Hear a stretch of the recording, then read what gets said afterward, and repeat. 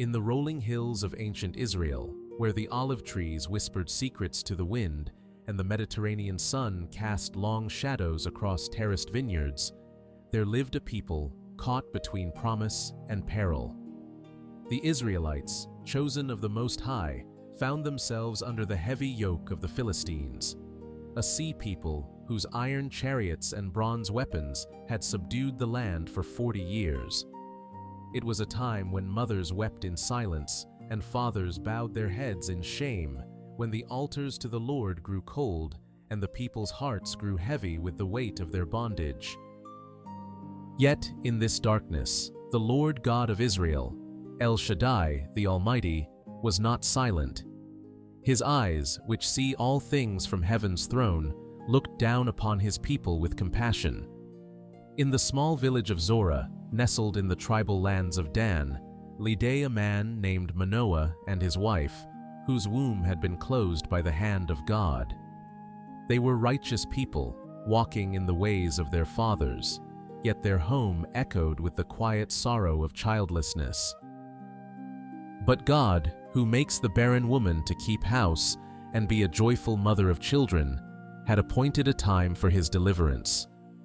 The angel of the Lord would soon appear, bringing tidings of great joy and a promise that would shake the very foundations of Philistine power. A child would be born, not an ordinary child, but one set apart from the womb, consecrated to the Lord as a Nazirite. His hair would never know the touch of a razor, his lips would never taste the fruit of the vine, and his hands would never touch the dead. This child would be called Samson, and in his mighty arms would rest the hope of Israel's liberation. Yet in this same strength would lie the seeds of his greatest weakness, for the gifts of God, when mingled with the pride of man, can become both blessing and curse. His story would be one of triumph and tragedy, of divine power and human frailty, of love and betrayal, of captivity and redemption. Come, let us walk together through the sacred halls of memory, where the echoes of ancient footsteps still resound, and listen to the story of the strong man who was weak and the weak man who became strong. The morning sun climbed slowly over the hills of Zorah, casting golden light across the barley fields that stretched like a sea of amber waves. Manoah rose early, as was his custom, and walked among his crops, his weathered hands testing the grain that would soon be ready for harvest. The earth was good here, blessed by the rains of heaven and the dew of morning, yet his heart carried a burden that no earthly prosperity could lift. His wife sat in the shade of their doorway, her fingers working steadily at her spinning wheel, drawing the flax into fine thread. The rhythm of her work was like a prayer, constant and meditative, yet her eyes held the deep sadness of one who had long waited for the blessing that seemed forever delayed. 20 years they had been married, 20 years of hoping and praying, of monthly disappointments and whispered questions to the Almighty. "Why, Lord?" she had asked in the silence of her heart countless times. "Why do you withhold from us the gift you have given to others? Are we not faithful? Do we not keep your commandments?" But the heavens had seemed as bronze, and no answer had come. The village women had long since stopped their pitying glances and whispered comments. Some had suggested that perhaps God was punishing them for some hidden sin, while others had urged them to accept their fate with resignation. But Manoah's wife, whose name was not recorded in the scrolls of men, but was surely written in the book of life, had never ceased to hope.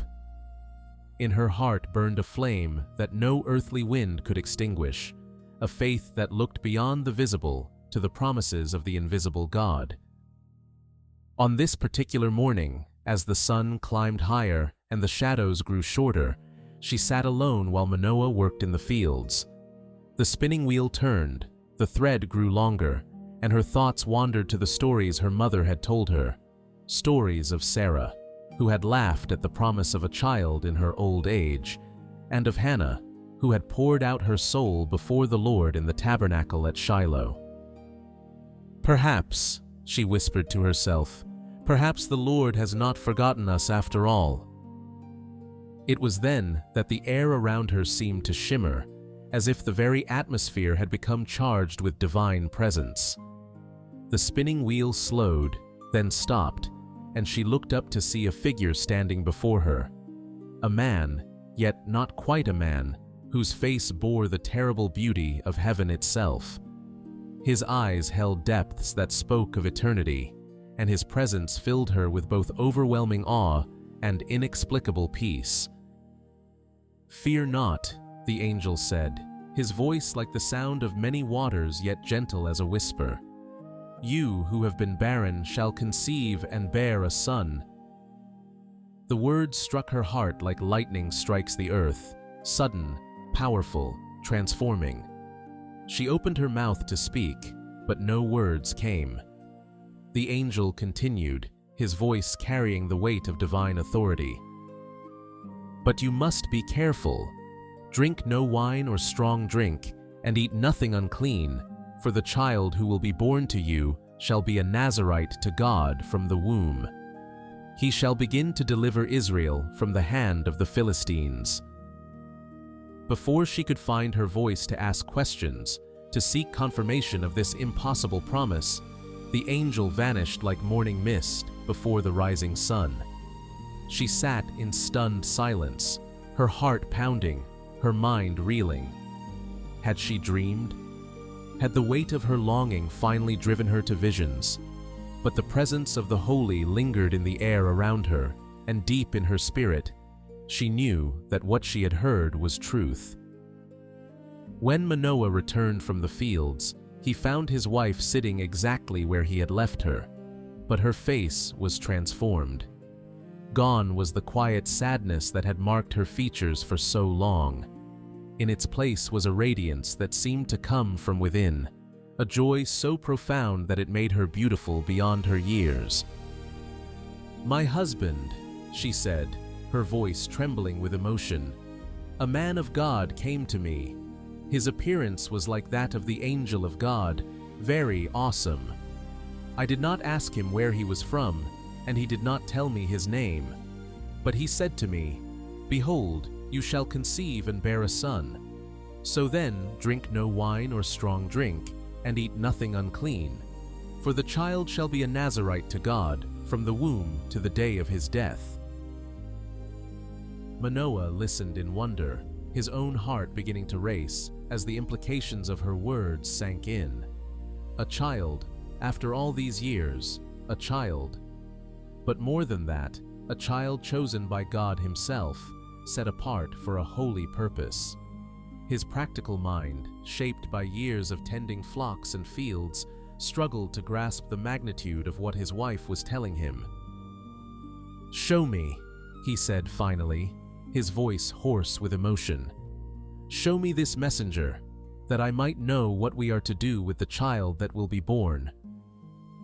That evening, as the sun set behind the western hills and the first stars appeared in the darkening sky, Manoah knelt in his field and lifted his voice to heaven. His prayer was simple, heartfelt, the cry of a man who had been granted more than he had dared to hope. "O Lord, please let the man of God whom you sent come again to us and teach us what we are to do with the child who will be born." The Lord heard his prayer, and in his mercy he answered. The next day, as Manoah's wife sat again in the field, the angel of the Lord appeared to her a second time. This time, she ran quickly to fetch her husband, her feet flying over the rocky ground, her heart singing with joy and anticipation. "The man who came to me yesterday has appeared again," she called as she ran. Manoah hurried after her, his own heart pounding with excitement and holy fear. When they reached the place where the angel waited, Manoah fell to his knees, overwhelmed by the presence of the divine messenger. "Are you the man who spoke to my wife?" he asked, his voice barely above a whisper. "I am," the angel replied, his countenance serene and terrible. "When your words come true, Manoah continued. "What is to be the child's rule of life, and what is his mission?" The angel repeated his instructions, emphasizing the sacred nature of the Nazirite vow that would govern the child's entire life. Then, moved by gratitude and reverence, Manoah offered to prepare a meal for their divine visitor. "Let us prepare a young goat for you," he said, not yet understanding the true nature of the one who stood before them. But the angel replied, "Though you detain me, I will not eat of your food. But if you prepare a burnt offering, offer it to the Lord." And so Manoah prepared the offering upon a rock, and when the flames leaped up toward heaven, the angel of the Lord ascended in the flame, while Manoah and his wife watched in awe. They fell on their faces to the ground, and the angel appeared to them no more. "We shall surely die," Manoah whispered, "for we have seen God." But his wife, filled with the wisdom that comes from faith, answered, "If the Lord had meant to kill us, he would not have accepted a burnt offering at our hands, or shown us all these things, or now announced to us such things as these." And so they waited, through the changing seasons, through the months of preparation and anticipation, their hearts filled with wonder at the miracle that grew within her womb. The child stirred and moved, and they felt the presence of the Lord upon him even before his birth. They spoke to him in whispers, sang to him the songs of their fathers, and prepared their hearts for the awesome responsibility of raising a child who belonged first to God. The labor came with the first light of dawn, as the eastern sky blushed rose and gold above the hills of Zorah. Manoah's wife had felt the stirrings in the night, the deep, rhythmic pains that announced the approach of her time. She had risen quietly, not wanting to wake her husband until the moment was certain, and had walked in the cool air of their courtyard, her hands pressed against the weight of her womb, her lips moving in silent prayer. "Lord God of Israel," she whispered, "you who formed this child in my womb, you who chose him before he drew breath, be with us now in this hour.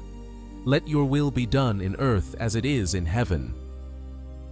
When the sun crested the horizon, painting the world in shades of amber and fire, Manoah awoke to find his wife kneeling beside their bed, her face serene despite the obvious intensity of her labor.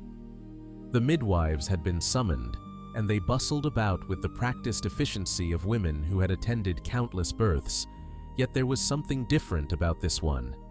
The very air seemed charged with expectancy, as if all creation waited with bated breath for the arrival of this promised child. The birth was not easy, no birth ever is, but it was touched with the miraculous. As the final moments approached, a strange peace settled over the room. The cries of labor gave way to a profound silence, and in that silence, they heard it. A sound like the rushing of mighty waters, like the singing of angels, like the very breath of God. And then he was there, slippery and red and perfect, his tiny fists clenched, and his lungs declaring his arrival with a cry that seemed to shake the very foundations of the earth. The midwives gasped, for they had never seen a child born with such thick, dark hair, hair that seemed to glow with its own inner light, hair that would never know the touch of a razor's edge. "Samson," his mother whispered, her voice thick with tears of joy and wonder. "His name shall be Samson." The name meant sun-like, and indeed, as he lay in her arms, he seemed to radiate warmth and strength even in his first moments of life. Manoah knelt beside his wife, his weathered hands trembling as he reached out to touch his son. The child's eyes opened, dark, deep eyes that seemed to hold secrets of eternity, and father and son looked at each other for the first time. In that moment, Manoah felt the presence of the Lord settle upon the child like a mantle, and he knew that their lives would never be the same. The village of Zorah buzzed with excitement at the news of the birth. Neighbors came to peer at the miraculous child, bringing gifts of bread and oil, of soft wool and carved toys. But there was something different about their congratulations, something tinged with awe and perhaps a touch of fear. For word had spread, as word always does in small places, about the angel's visit and the promise of deliverance. "Look at his hair," the women whispered among themselves. "Have you ever seen anything like it?" "And his eyes," added another. "They seem to see right through you." "They say he's to be a Nazirite," murmured a third, "set apart for God from birth." "May the Lord protect him," said an elderly woman who had lived through many years of Philistine oppression. "May he grow strong and fulfill his calling." As the days passed and became weeks, then months, it became clear that this was no ordinary child. Samson grew with supernatural vitality, his body developing strength far beyond his years. By the time he could walk, he was already taller and stronger than children twice his age. His hair grew long and thick, cascading down his back like a river of dark silk that seemed to catch and hold the light of the sun. But it was not just his physical presence that marked him as different. There was an intensity about him, a barely contained energy that seemed to pulse beneath his skin. When he laughed, the sound echoed through the house like thunder. When he cried, the walls themselves seemed to tremble. And always, there was that sense of the divine presence hovering over him, as if the Lord himself walked beside the child wherever he went. Manoah and his wife raised him with careful reverence for his calling.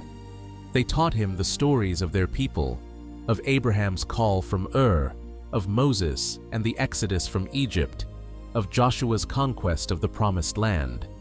They sang to him the songs of David, the prayers of Hannah, the praises of Miriam. They instructed him in the ways of the Lord, in the keeping of the commandments, in the sacred nature of his Nazirite vow. "Remember, my son," his mother would tell him as she combed his flowing hair, "this hair is not your own. It is the sign of your covenant with the Most High. It must never be cut, for in it lies the secret of your strength." "And remember," his father would add, "you are called to deliver Israel from the Philistines. But first, you must learn to govern yourself. Strength without wisdom is like a sword without a handle, dangerous to the one who wields it." The boy listened to these teachings with the solemnity of one who sensed the weight of destiny upon his shoulders. Yet he was still a child, and there were times when the divine energy within him seemed almost too much for his young body to contain. He would run through the fields with the speed of a deer, leap across streams that grown men would hesitate to cross, and lift stones that should have been far too heavy for his size. The other children of the village regarded him with a mixture of admiration and fear. They wanted to play with him, to share in his adventures, but they soon learned that Samson's idea of play was far more intense than their own. A game of wrestling might leave them breathless and bruised, while he barely seemed winded. A contest of strength would end before it began, with Samson lifting weights that would challenge grown men. "He doesn't know his own strength," the parents would murmur, watching their children return home with tales of Samson's latest feats. "Pray God he learns control before he hurts someone." But Manoah and his wife could see that their son was struggling with more than just physical strength. There was a restlessness in him, a longing for something beyond the quiet life of their village.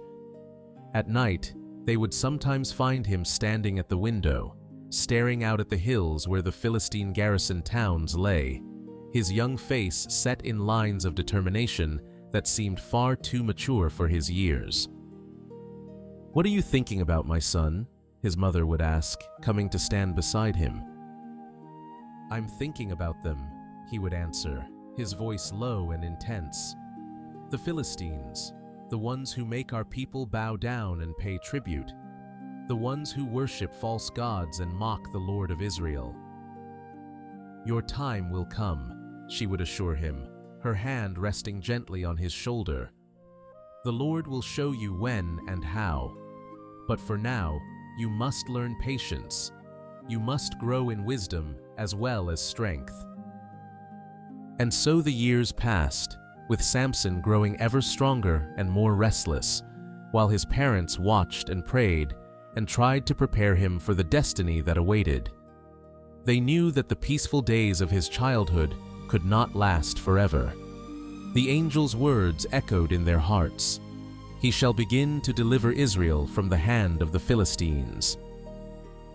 The time of beginning was coming. They could feel it in the air, see it in the increasing boldness of the Philistine oppression, hear it in the whispered prayers of their people for deliverance.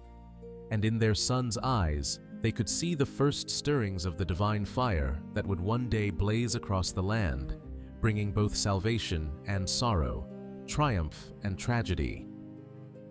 The child of promise was becoming a man of destiny, and the world would never be the same. The years of childhood passed like water flowing down a mountainside, swift, irresistible, carrying away innocence and bringing in its place the turbulent strength of youth. Samson's 20th year dawned bright and clear, and with it came a restlessness that no amount of prayer or parental wisdom could quiet. The Spirit of the Lord had begun to stir within him, moving him as the wind moves the wheat in the field, powerfully, urgently, with a purpose that he could feel but not yet fully understand. It was during the grape harvest that the stirring first manifested itself in a way that could not be ignored. The vineyard of Zorah stretched across the hillside in neat rows, heavy with purple clusters that glowed like jewels in the afternoon sun. Samson had been helping with the harvest, his powerful arms making light work of the heavy baskets, when a group of Philistine soldiers appeared on the ridge above them. They were a patrol from the garrison at Timnath, 5 men armed with bronze spears and iron swords, their armor glinting in the sunlight. They rode down into the vineyard with the casual arrogance of conquerors, their horses' hooves trampling the carefully tended vines, their voices raised in mocking laughter. "What have we here?" called their captain, a scarred man with cold eyes and a cruel smile. "Israelites playing at harvest time? Don't you know that the best of your grapes belong to your betters?" The other workers bowed their heads and stepped aside, as they had learned to do when confronted by Philistine authority. But Samson remained standing, his dark eyes fixed on the intruders, his massive frame tense with barely controlled anger. "Who are you to trample the vines and claim the fruit?" he asked, his voice carrying clearly across the vineyard. The captain's smile widened. "I am Captain Barak of the Philistine garrison, boy, and you would do well to learn your place." But Samson did not bow, did not step aside. Instead, he moved forward, his towering height making him seem like a giant among men. "My place is as a son of Israel, in the land that the Lord God gave to our fathers. What is your place here, son of the uncircumcised?" The insult struck like a physical blow. The Philistines prided themselves on their sophistication, their superior weapons and culture. To be called uncircumcised by a Hebrew peasant was an offense that could not be tolerated. "Seize him!" the captain commanded, his face flushed with rage. But as the soldiers spurred their horses forward, something extraordinary happened. The Spirit of the Lord came upon Samson like a rushing wind, like fire from heaven. Power surged through his body, strength beyond mortal understanding flooded his limbs, and suddenly he was no longer just a young man with unusual physical gifts. He was the instrument of divine judgment. The first horse reached him, its rider's spear aimed at his heart. Samson caught the weapon in his bare hands, snapping the bronze point like a twig. Before the soldier could react, Samson had lifted him bodily from his saddle and hurled him 20 feet through the air, where he landed in a crumpled heap among the vines. The second and third riders tried to flank him, but Samson moved with inhuman speed. He seized the bridle of one horse and, with a single mighty pull, sent both mount and rider tumbling to the ground. The other horse reared in terror, throwing its rider, and Samson caught the man before he could draw his sword, holding him aloft like a child holds a doll. "Tell your captain," Samson said, his voice carrying the authority of divine wrath, "that the God of Israel is not mocked. Tell him that judgment is coming upon the Philistines, and that it will come by the hand of one they despise." He set the soldier down, gently, almost tenderly, and watched as the man stumbled backward, his face white with terror. The captain had drawn his sword, but his hand shook as he pointed it at Samson. You're not natural," he stammered. "No man has such strength." "I am what the Lord has made me," Samson replied simply. "Now go, before I forget that mercy is also a divine attribute." The Philistines needed no further encouragement. They gathered their wounded and fled, their proud horses stumbling in their haste to escape the terrible young man who had humbled them with his bare hands. As they disappeared over the ridge, the vineyard workers gathered around Samson, their faces filled with awe and wonder. "The Lord be praised," whispered an old man who had lived through 40 years of Philistine oppression. "I have lived to see the day when an Israelite stood against them and prevailed." But Samson barely heard the words of praise. The spirit that had moved so powerfully within him was withdrawing, leaving him feeling strangely empty and confused. He looked down at his hands, still tingling with the memory of supernatural strength, and wondered at what had just occurred. That night, as he knelt in prayer in his father's house, the questions poured out of him like water from a broken vessel. "Lord, what is happening to me? What is this power that comes upon me? How am I to use it? When am I to act, and when should I wait?" The answers came not in words, but in a deep, abiding certainty that settled into his heart like a stone sinking into still water. He was chosen. He was called. He was beginning to understand what it meant to be the deliverer of Israel. But understanding and wisdom are not the same thing, and in the weeks that followed, Samson struggled to reconcile the divine calling that burned within him with the human desires that also claimed his heart. The incident in the vineyard had changed him, had awakened something that could not be put back to sleep. He found himself scanning the horizon for signs of Philistine activity, his muscles tensing with anticipation of conflict. His parents watched this transformation with growing concern. They had prayed for this day, had prepared their son for his destiny, but now that it was upon them, they found themselves afraid.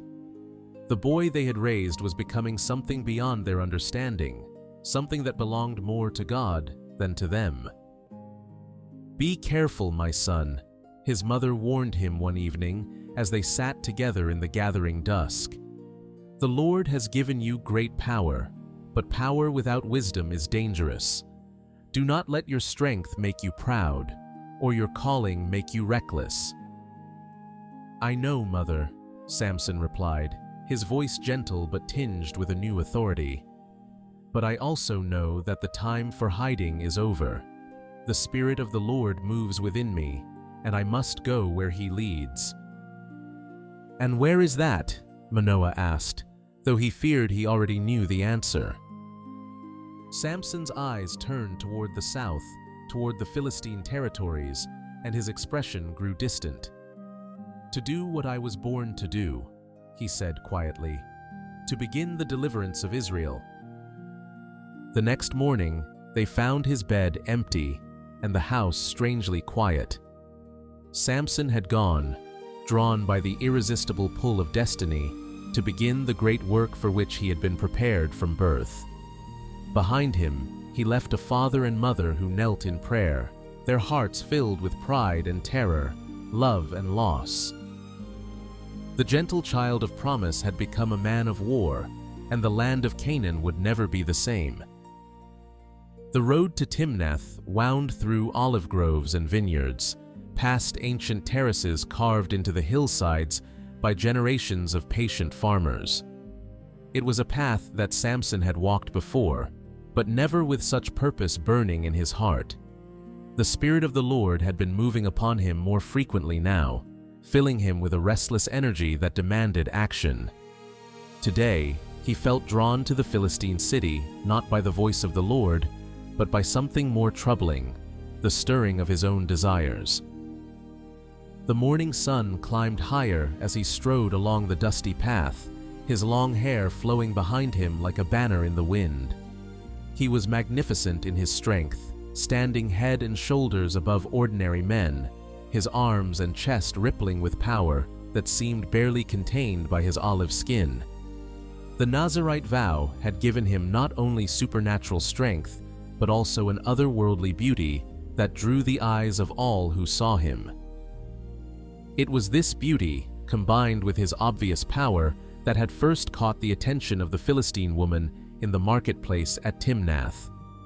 3 days ago, Samson had been there on what he told himself was reconnaissance, studying the enemy, learning their ways, preparing for the work of deliverance.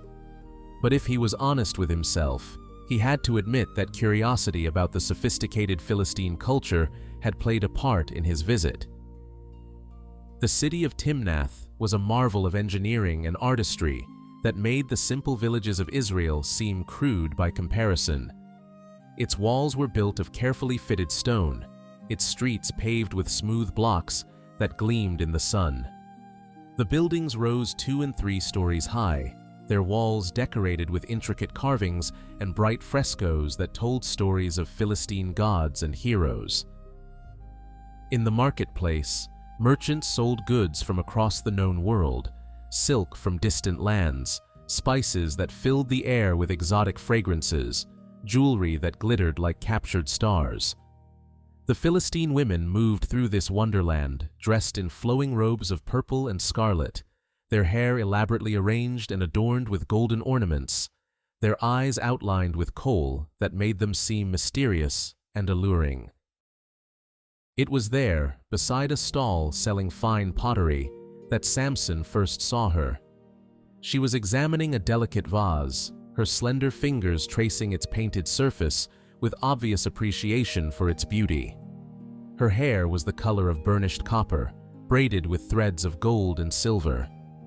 Her robe was the deep blue of a summer sky, cinched at the waist with a belt of worked silver. When she looked up and their eyes met, Samson felt something shift in his chest, something that had nothing to do with the Spirit of the Lord. She was beautiful in a way that was entirely foreign to his experience, polished, refined, sophisticated. The women of Israel were lovely in their own way, with their modest dress and gentle manners, but this woman possessed an allure that was like wine to a man who had never tasted anything but water. "You're not from here," she said, her voice carrying a slight accent that made even the simplest words sound musical. "Are you from the hill country?" "I am from Zorah," Samson replied, suddenly conscious of his simple tunic and dusty sandals. "In the land of Dan." "An Israelite," she said, but there was no mockery in her tone, only curiosity. "I am Jasmine, daughter of Gideon the wine merchant. What brings you to Timnath?" The question hung in the air between them, and Samson found himself searching for an answer that would not reveal too much. "I came to see your city," he said finally. "It is said to be the most beautiful in this region." "It is," she agreed, her smile revealing teeth like pearls. "But surely you didn't come all this way just to admire our architecture." There was something in her tone, a kind of playful challenge, that made Samson's pulse quicken. He had never encountered a woman who spoke to him so directly, so boldly. The women of Israel were modest, deferential, careful to maintain proper distance from unmarried men. But Jasmine seemed to operate by different rules, and Samson found himself drawn to her confidence even as his conscience whispered warnings. They had spoken for only a few minutes that first day, but the conversation had haunted him ever since. Now, as he walked the road to Timnath once again, he told himself that he was merely continuing his reconnaissance, learning more about the enemy he was called to fight. But deep in his heart, he knew the truth. He was returning to see her again.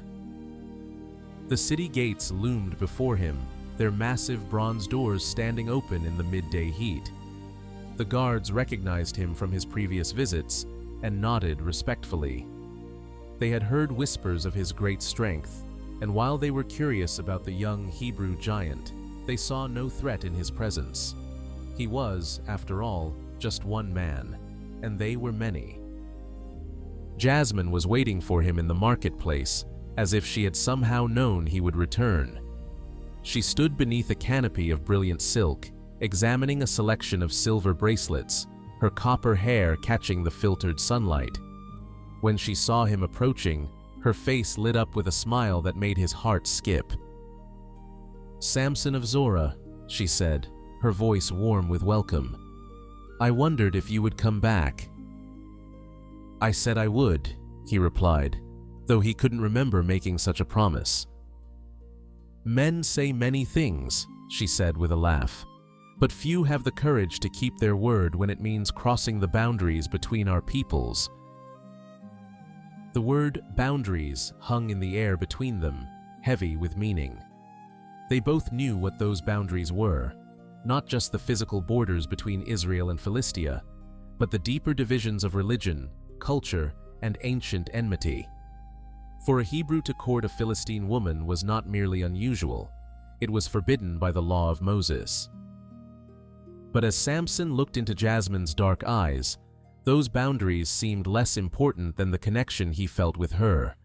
She was intelligent, witty, alive in a way that made his own sheltered upbringing seem suddenly narrow and confining. When she spoke of art and music, of philosophy and poetry, she opened doorways to a world he had never imagined.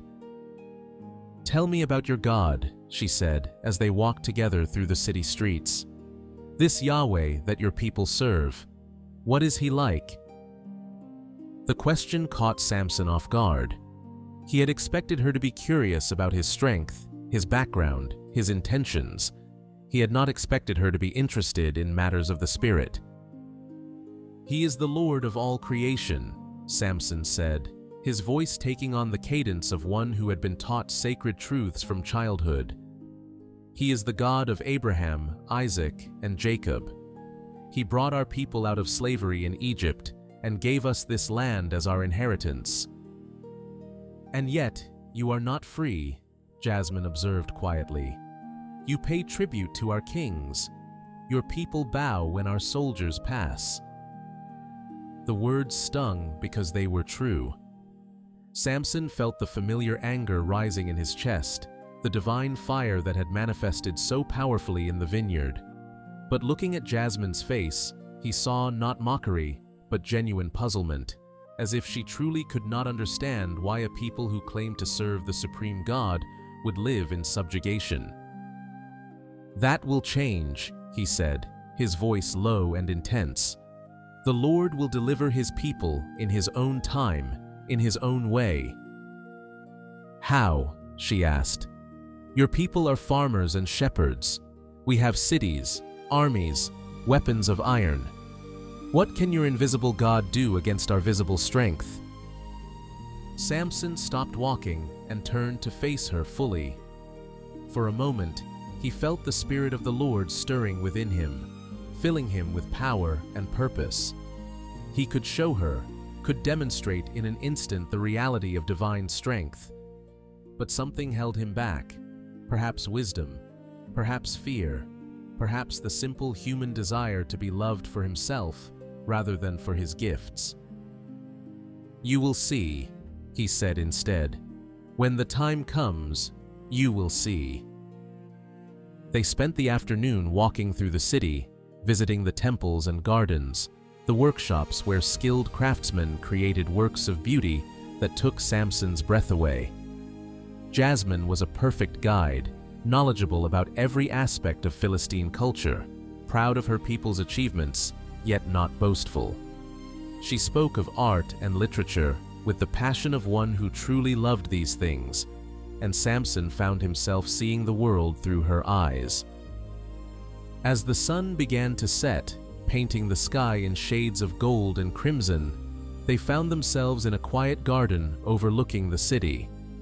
The air was sweet with the scent of jasmine flowers, the same flower for which she had been named, and the sound of a distant fountain provided a gentle counterpoint to their conversation.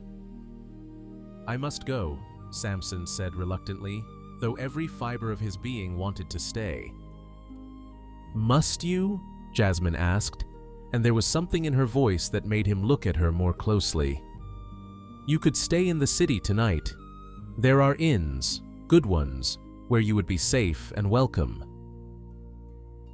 The invitation was innocent enough, but Samson sensed the deeper current beneath her words. She was drawn to him as he was to her, and the awareness of that mutual attraction was both thrilling and terrifying. "I cannot," he said, though the words cost him considerable effort. "My parents expect me home, and I have duties to attend to." "Of course," she said, but he could see the disappointment in her eyes. "When will you return?" "Soon," he promised, and this time he meant it. Very soon. As he walked back through the gathering darkness, Samson's mind churned with conflicting emotions. He had come to Timnath seeking to understand his enemies, and had instead found himself drawn to one of them in ways that confused and alarmed him. The law of Moses was clear about marriage with foreign women, especially those who worshipped other gods. Yet there was something about Jasmine that seemed to call to his very soul. "Lord," he prayed as he walked, "what would you have me do? You have called me to deliver Israel from the Philistines, yet you have allowed this woman to capture my heart. Surely you could have prevented this if it were not your will." But the heavens remained silent, and Samson was left to wrestle with desires that seemed to war against his calling. By the time he reached his father's house, he had made a decision that would change the course of his life forever. The morning sun had barely crested the hills when Samson appeared at his parents' door, his face set with the determined expression they had learned to recognize, and fear. Manoah looked up from his breakfast of bread and olives, noting the restless energy that seemed to radiate from his son like heat from a forge. "Father," Samson said without preamble, "I have seen a woman in Timnath, among the daughters of the Philistines. Get her for me as my wife." The words fell into the quiet morning air like stones into still water, sending ripples of shock through the peaceful household. Manoah's wife looked up from her spinning, her hands growing still, her face pale with sudden concern. "My son," Manoah said carefully, setting down his bread, "is there not a woman among the daughters of your relatives, or among all our people, that you must go to take a wife from the uncircumcised Philistines?" It was a gentle rebuke, couched in the language of reason and tradition. The law of Moses was clear. The children of Israel were not to intermarry with the inhabitants of the land, lest they be turned away from following the Lord to serve other gods. For 40 years, this principle had been one of the few sources of strength that had kept the Israelites distinct from their conquerors. But Samson's response was swift and uncompromising. "Get her for me, for she is right in my eyes." The phrase was laden with meaning. In the Hebrew tongue, to say that something was right in one's eyes was to claim personal authority over divine command, to assert that individual desire took precedence over revealed law. It was the same phrase that would later echo through the dark period of the Judges. In those days, there was no king in Israel. Everyone did what was right in his own eyes. Manoah and his wife exchanged glances, both recognizing the dangerous path their son was choosing. Yet they also knew that Samson was no ordinary man, that his life was governed by purposes beyond their understanding. Perhaps, they allowed themselves to hope, perhaps this too was part of God's plan. "If this is what you truly desire," Manoah said finally, "then we will make the arrangements. But remember, my son, that the choices we make in passion often bring consequences we must live with in sorrow." 3 days later, the family of Manoah set out for Timnath to arrange the marriage. They traveled in a small caravan, bringing with them the bride price of silver and gold, fine fabrics and precious spices that would demonstrate their serious intentions. Samson walked ahead of the group, his long strides eating up the distance, his heart pounding with anticipation of seeing Jasmine again. The road wound through a narrow pass between two hills, where ancient olive trees cast pools of shade across the rocky path. It was here, in this quiet place, where the only sounds were the whisper of wind through leaves and the distant call of birds, that the encounter occurred. Samson had outdistanced his parents and was walking alone when he heard it. A sound that froze his blood and sent every nerve in his body screaming with alarm. It was the roar of a lion, deep and primal, the sound of death itself given voice.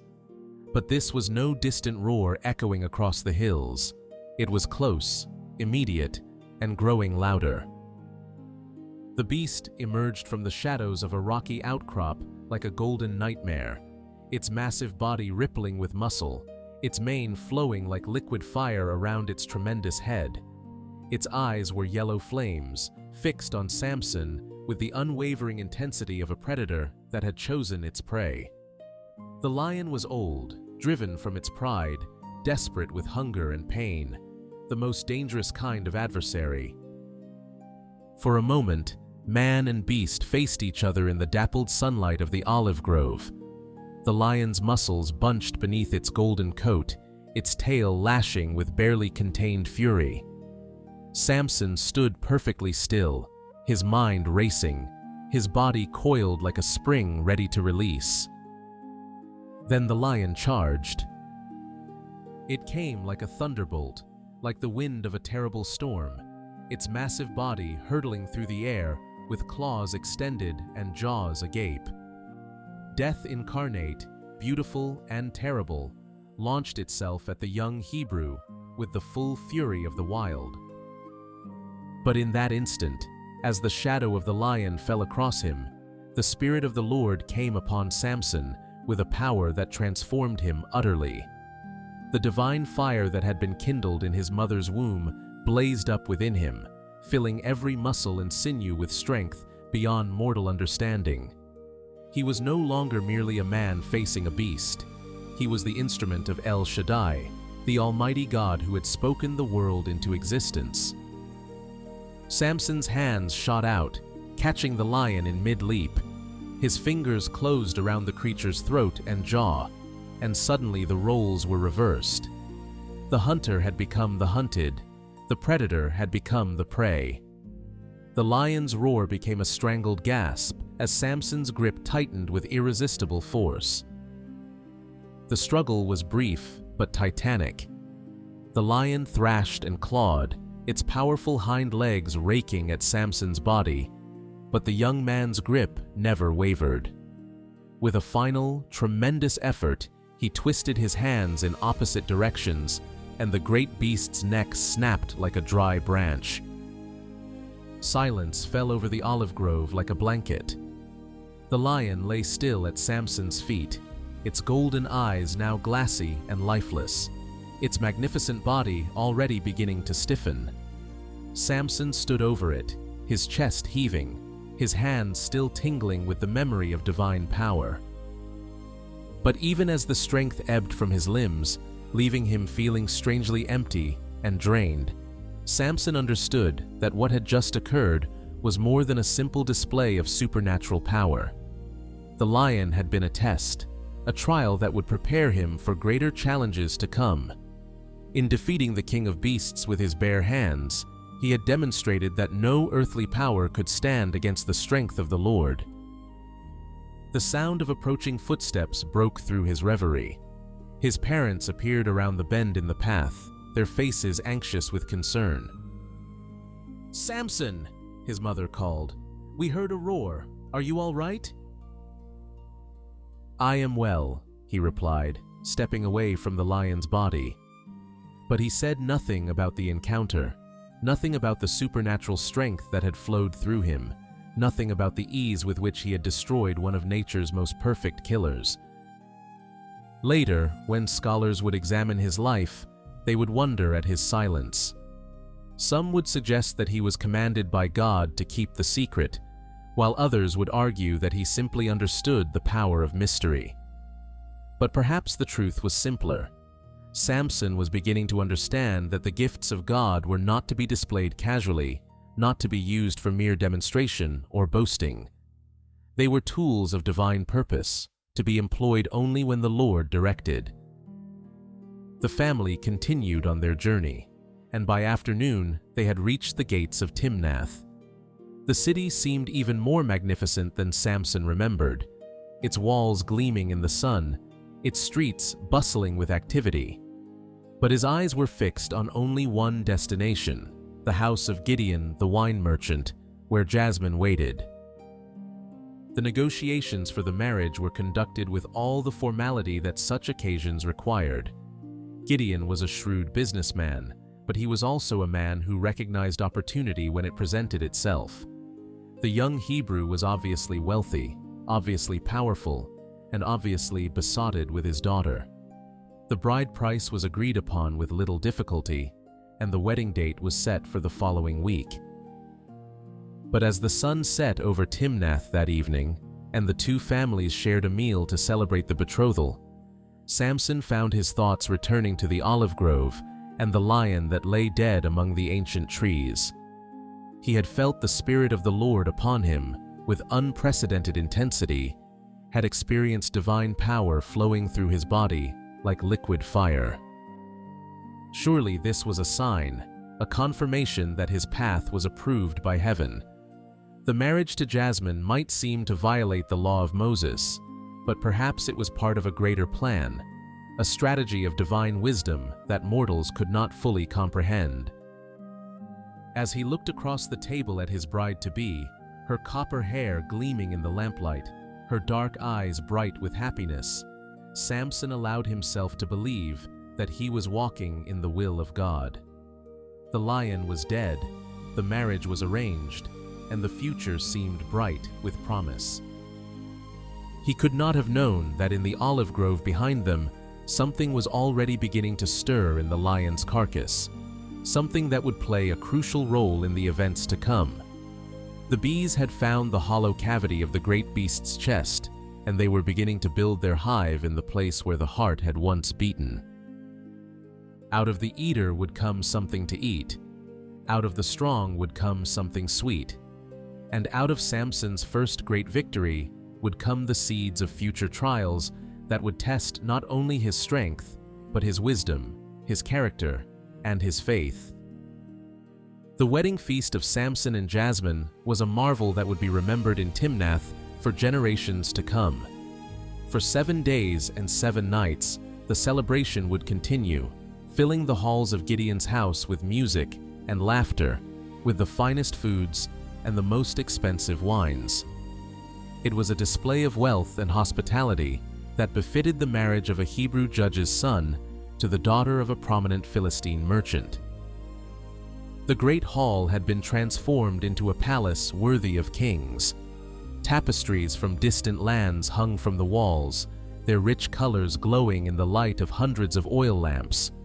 Tables groaned under the weight of delicacies, roasted lamb and beef, fresh fish from the Mediterranean, fruits from every corner of the known world, and breads so fine they seemed to melt on the tongue.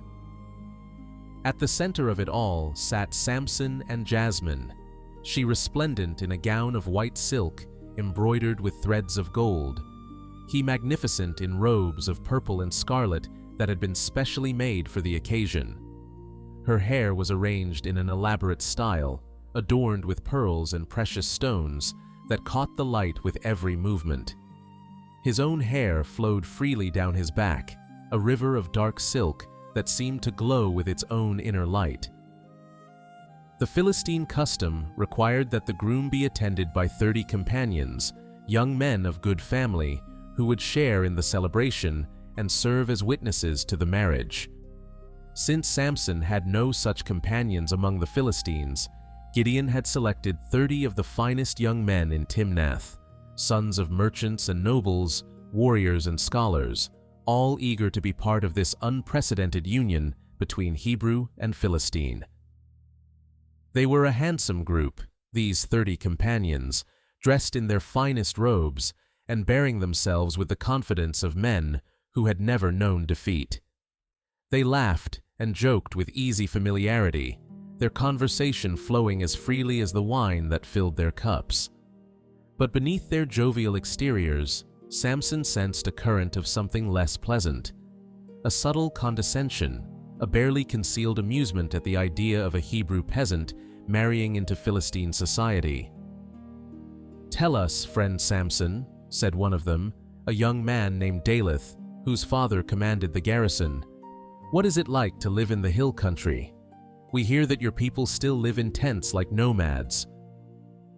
The comment drew chuckles from the other companions, though they tried to hide their amusement behind their wine cups. Samson felt the familiar stirring of anger in his chest, but he forced himself to smile. "We have learned to be content with simplicity," he replied evenly. "We find that a man's worth is not measured by the grandeur of his dwelling, but by the strength of his character and the favor of his God." "His God," murmured another companion, a poet named Resheph. "Tell us about this invisible deity of yours. Does he ever speak to you directly, or must you rely on the interpretations of priests?" Again, the subtle mockery beneath the polite inquiry. Samson's jaw tightened, but Jasmine placed a gentle hand on his arm, her touch cooling his rising temper. "Perhaps," she said diplomatically, "we should turn to happier subjects. This is a wedding feast, after all, not a theological debate." But Samson found himself thinking about the lion in the olive grove, about the supernatural strength that had flowed through him, about the many times he had felt the presence of the Lord moving in his life. These men, for all their sophistication and culture, knew nothing of the true power that governed the universe. They worshipped gods of wood and stone, deities that could neither hear nor answer prayer. An idea began to form in his mind, a way to demonstrate the reality of divine wisdom without revealing the secret of his strength. The custom of riddling was ancient and honored, a test of wit and wisdom that was particularly prized at wedding feasts. Perhaps it was time to see how the vaunted intelligence of the Philistines measured against the insights that came from the God of Israel. "My friends," Samson said, rising to his feet, "I have a proposal that might add some interest to our celebration. Let me pose a riddle to you, a challenge that will test your wisdom and provide entertainment for all." The companions looked at each other with amused interest. Riddling was a popular pastime among the educated classes, and they were confident in their ability to solve whatever simple puzzle this Hebrew might offer. "We accept your challenge," said Daleth, speaking for the group. "But surely there should be stakes to make the game more interesting." "Indeed," Samson agreed. "If you can solve my riddle within the 7 days of the feast, I will give each of you a linen garment and a change of clothes, 30 sets in all. But if you cannot solve it, then you must give the same to me." The wager was substantial. The fine linen garments were worth a small fortune, but the companions were certain of their superiority. They had been educated in the schools of Timnath, trained in philosophy and rhetoric, steeped in the wisdom of their ancestors. What riddle could a Hebrew farmer pose that would challenge their collective intellect? "Agreed," said Daleth, and the others nodded their consent. Samson stood in the center of the hall, his tall frame commanding attention, his dark eyes gleaming with an inner light. The music faded, The conversation died away, and even the servants stopped their work to listen. In the sudden silence, his voice rang out clear and strong. Out of the eater came something to eat, and out of the strong came something sweet. The riddle hung in the air like a challenge thrown down between armies. The companions looked at each other, their confident smiles fading as they realized that this was no simple word puzzle. The riddle was cryptic, paradoxical, seemingly impossible to solve without additional information. That's quite a riddle," said Reshef, his poetic mind already working through the possibilities. "Could you perhaps give us a hint?" "The riddle stands as I have spoken it," Samson replied, returning to his seat beside Jasmine. "You have 7 days to find the answer." As the feast continued into the night, the companions huddled together in small groups, their voices low and urgent as they debated the meaning of the riddle. Some suggested that the eater referred to fire, which consumes fuel but can cook food. Others proposed that it might represent the earth, which devours the dead but produces crops. The possibilities seemed endless, and each theory led to new questions rather than answers. Jasmine watched her new husband with curious eyes. She had never seen him display such confidence, such obvious pleasure in confounding his opponents. There was something almost playful about his manner, as if he were enjoying a private joke that only he could understand. "That was cleverly done," she whispered to him as they retired to their chambers. "But I hope you have not made enemies of men who could be valuable allies." "They are not my enemies," Samson replied, though his tone suggested that he wasn't entirely certain of this claim. "They are simply men who need to learn that wisdom comes from the Lord, not from the schools of men."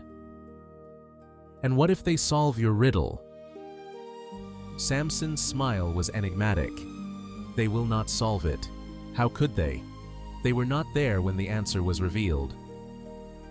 For 3 days, the companions worked tirelessly on the riddle, consulting with the wisest men in the city, searching through scrolls and tablets for any clue that might unlock its meaning.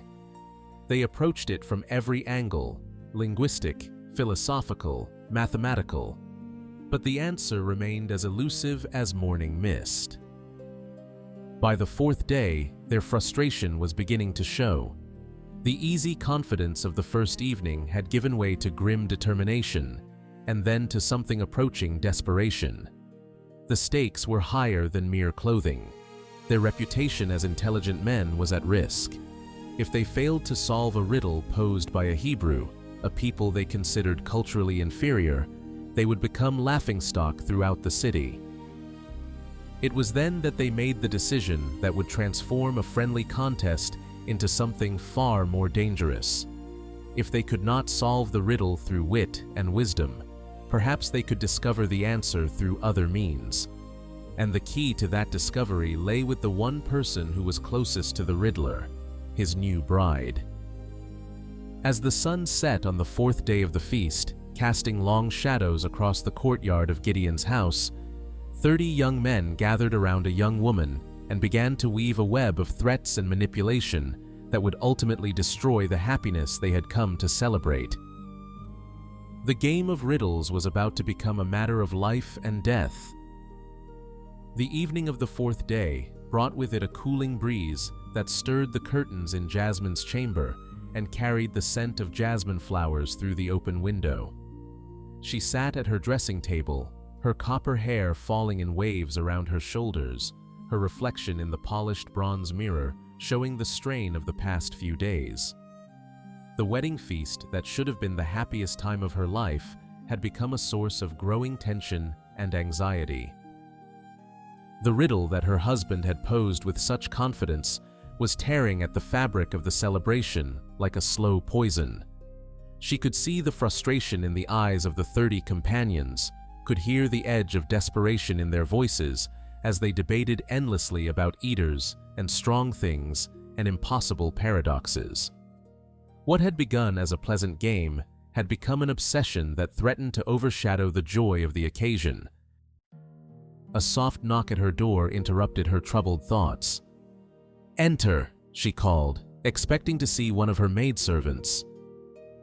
Instead, 3 of the companions entered her chamber: Daleth, Resheph, and another young man named Barak. Their faces were grave, their usual jovial demeanor replaced by an intensity that made her uneasy. "My lady," said Daleth, his voice formal and carefully controlled, "we need to speak with you about your husband's riddle." Jasmine rose from her seat, instinctively wrapping her robe more tightly around herself. "What is there to discuss? It is a game, nothing more." "It is far more than a game," Resheph replied, his poet's voice carrying undertones of threat. "Your husband has placed us in an impossible position. He has posed a riddle that cannot be solved by reason or wisdom, and yet he demands that we find the answer or pay a price that would bankrupt some of us." "Surely you exaggerate," Jasmine said, though her voice betrayed her uncertainty. "It is only clothing." 30 sets of fine linen garments," Barak interrupted. "Do you know what such a quantity would cost? For some of us, it would mean the loss of our family's wealth, the destruction of our prospects, the end of our standing in society." The 3 men moved closer, their presence suddenly menacing in the confines of the chamber. Jasmine felt a chill of fear run down her spine as she realized that this was no longer a friendly conversation. "What do you want of me?" she asked, her voice barely above a whisper. "The answer to the riddle," Daleth said simply. "Your husband will tell you. He trusts you, loves you. Surely he would not keep such a secret from his bride." "I have asked him," Jasmine replied, which was true. She had inquired about the riddle several times, but Samson had always deflected her questions with kisses and laughter, treating the matter as if it were of no importance. "Then ask him again," Resheph urged. "Press him. Use whatever means necessary to discover the truth." "And if he refuses to tell me?" The 3 men exchanged glances, and in that moment, Jasmine saw something that made her blood run cold. These were not merely frustrated game players. They were desperate men who had been pushed beyond the boundaries of civilized behavior. "Then you will have chosen to side with your husband against your own people," Daleth said quietly, "and you will share in the consequences of that choice." "What consequences?" Jasmine asked, though she feared she already knew. "Have you called us up here to burn us and our father's house?" Barak quoted, his voice carrying the weight of an ancient threat. "It would be a tragedy if such a fire were to break out during the wedding celebration.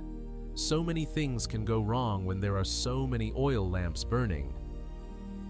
The implication was clear, and Jasmine felt the world tilt around her. They were threatening not just her, but her father, her family, everyone she loved.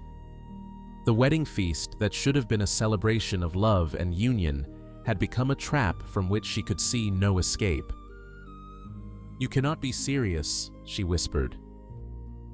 "We are deadly serious," Daleth replied. "The riddle must be solved, or the consequences will be severe. You are the only one who can prevent disaster."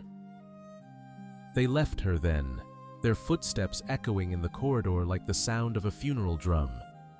Jasmine sank back into her chair, her hands trembling, her mind racing. How had things come to this? How had a simple riddle become a matter of life and death? She thought of her father, sleeping peacefully in his chamber, unaware of the danger that surrounded him. She thought of her mother's tomb in the family cemetery and how her father had promised to protect their only daughter with his life. She thought of the servants who had cared for her since childhood, the innocent people who would suffer if the threats were carried out. And she thought of Samson, her husband of 4 days, the man she had believed she loved. Did she really know him at all? What kind of man would pose such a riddle, would place his own wife in such an impossible position? Was his pride worth more to him than her safety, her family's welfare? The questions tormented her through the long night, and by morning she had made her decision. She would do what she had to do to protect those she loved, even if it meant betraying the trust of the man she had married. The 5th day of the feast dawned bright and clear, but Jasmine felt as if she were walking through a nightmare. She waited until the afternoon, when the wine had flowed freely and the other guests were drowsy with food and drink, before approaching her husband. Samson sat in a chair in the garden, his long hair gleaming in the sunlight, his powerful frame relaxed and at ease. He looked up as she approached, his face lighting up with the smile that had first captured her heart. "My beautiful wife," he said, reaching out to take her hand. "You look troubled. What weighs upon your heart?" "The riddle," she said, settling beside him on the stone bench. "I cannot stop thinking about it." "It is only a game," he replied, his tone dismissive. "Do not let it concern you." "But it does concern me," she insisted, her voice taking on a plaintive quality. "The companions are my friends, my neighbors. I hate to see them so frustrated and unhappy." "They accepted the challenge freely," Samson said, his tone hardening slightly. "Let them solve it or pay the price." "But surely you could give them a hint, some small clue that would help them find the answer?" "The riddle stands as I spoke it," Samson replied firmly. "To give hints would be to change the terms of the wager." Jasmine felt tears beginning to gather in her eyes, tears that were not entirely feigned. "You hate me," she said, her voice breaking. "You do not really love me. If you loved me, you would not keep secrets from me." "I do not hate you," Samson protested, his voice gentling. "You are my wife, my beloved." "Then prove it," she interrupted, the tears flowing freely now. "Tell me the answer to the riddle. Show me that you trust me, that you consider me truly your partner in life." "It is not a matter of trust," Samson said, but she could see the uncertainty in his eyes. "It is simply, the riddle is mine to keep." "And I am yours to dismiss," she replied bitterly. "I see how it is. You have taken me as your wife, but you do not truly accept me into your heart. I am still a stranger to you, still a Philistine woman who cannot be trusted with your secrets." The accusation struck home, and Samson winced as if she had struck him physically. "That is not true." "Then prove it," she said again, her voice rising with emotion. "Tell me the answer. What harm could it do? I am your wife. Surely what belongs to you belongs to me as well." For 6 days, the battle continued. Jasmine wept and pleaded, accused and cajoled, used every weapon in the arsenal of feminine persuasion. She reminded him of his marriage vows, of the promises he had made to love and trust her. She spoke of the embarrassment she felt among her own people, of the whispers and speculation that surrounded the riddle. And always, in the back of her mind, were the threats of the companions, the image of fire consuming her father's house, the faces of innocent servants who would die for her husband's pride. Samson struggled against her entreaties, torn between his love for her and his instinct to keep the secret. He had not told her about the lion, about the supernatural strength that had flowed through him, about the honey he had found in the carcass weeks later when he had returned to the scene. These were sacred things, part of his calling as a Nazirite, not to be shared lightly even with a beloved wife. But her tears wore at his resistance like water wearing away stone. Her accusations of mistrust and coldness struck at his deepest fears, that he was indeed set apart from normal human relationships, that his calling as a judge of Israel meant he could never truly belong to another person. On the seventh day, as the sun climbed toward its zenith and the time for solving the riddle grew short, Jasmine made her final appeal. She knelt before him in their chamber, her hair unbound, her eyes red with weeping, her voice broken with exhaustion and desperation. "My husband," she whispered, "I cannot bear this any longer. If you will not trust me with this secret, then I fear our marriage is doomed before it has truly begun. How can we build a life together if you hold part of yourself apart from me?"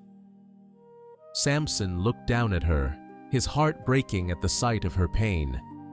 In that moment, his love for her overcame his wisdom. His desire to comfort her overrode his instinct for caution. He reached down and lifted her to her feet, drawing her into his arms. "Do not weep," he said softly. "I will tell you." And so, in the privacy of their chamber, with the afternoon sun streaming through the window and the sounds of the feast echoing from the courtyard below, Samson told his wife about the lion in the olive grove, about the supernatural strength that had flowed through him, about the honey he had discovered in the carcass. "Out of the eater came something to eat," he explained, "and out of the strong came something sweet. The lion was the eater, the strong one, and from its body came honey, something sweet to eat."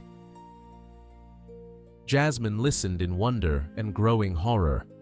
Her husband was not merely a strong man, he was something far more dangerous and unpredictable. The casual way he described tearing apart a lion with his bare hands sent chills down her spine. What kind of man had she married? What kind of power flowed through him? But even as these thoughts raced through her mind, she knew what she had to do. The threats of the companions echoed in her memory, and she could see no choice but to betray the trust that her husband had finally, reluctantly given her.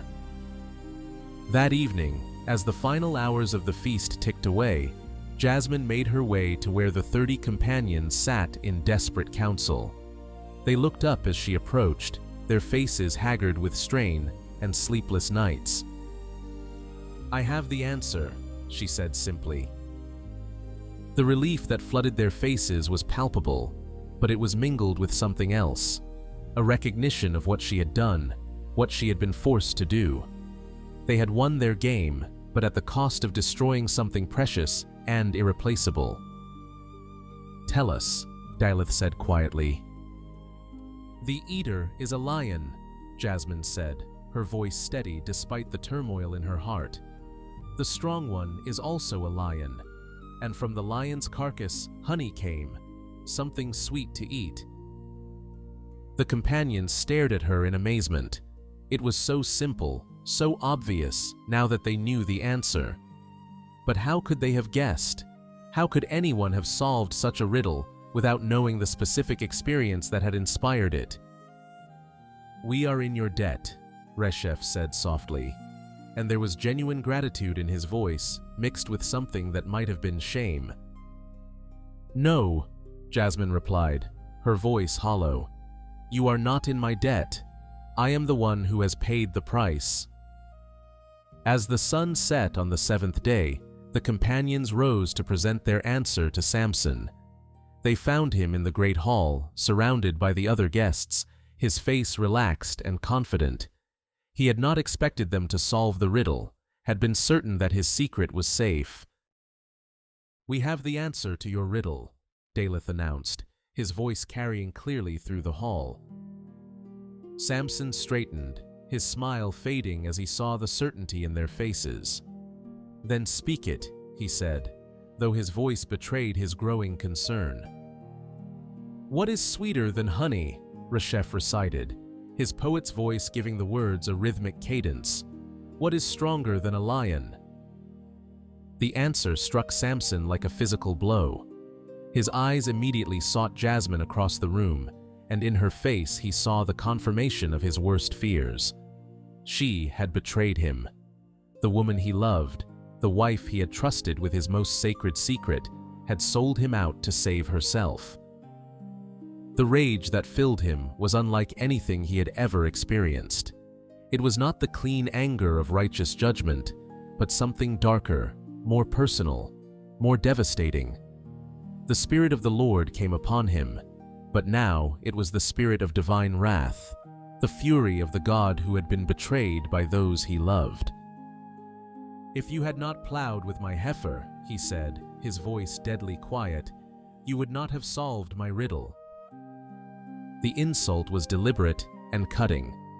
To call a man's wife a heifer was to reduce her to the level of an animal, to suggest that she was merely a tool to be used by others. The companions bristled at the slight, but they had achieved their goal. The riddle was solved, and they had won the wager. But Samson had no intention of paying the agreed-upon price with his own resources. The rage that burned within him demanded a different kind of payment, one that would be extracted from the Philistines themselves. Without another word, he turned and strode from the hall, leaving behind a wife who wept for what she had lost, and companions who were beginning to understand that their victory might prove to be more costly than their defeat. The feast was over, but the real tragedy was just beginning.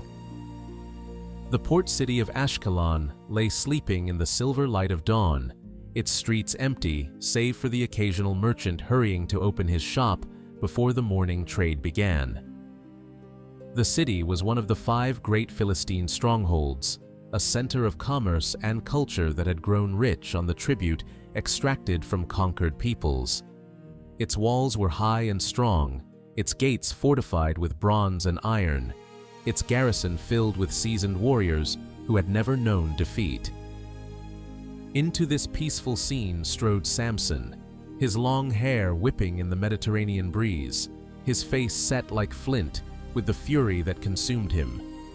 The betrayal of his wife had ignited something terrible within him, a rage that demanded satisfaction not in gold or silver, but in blood.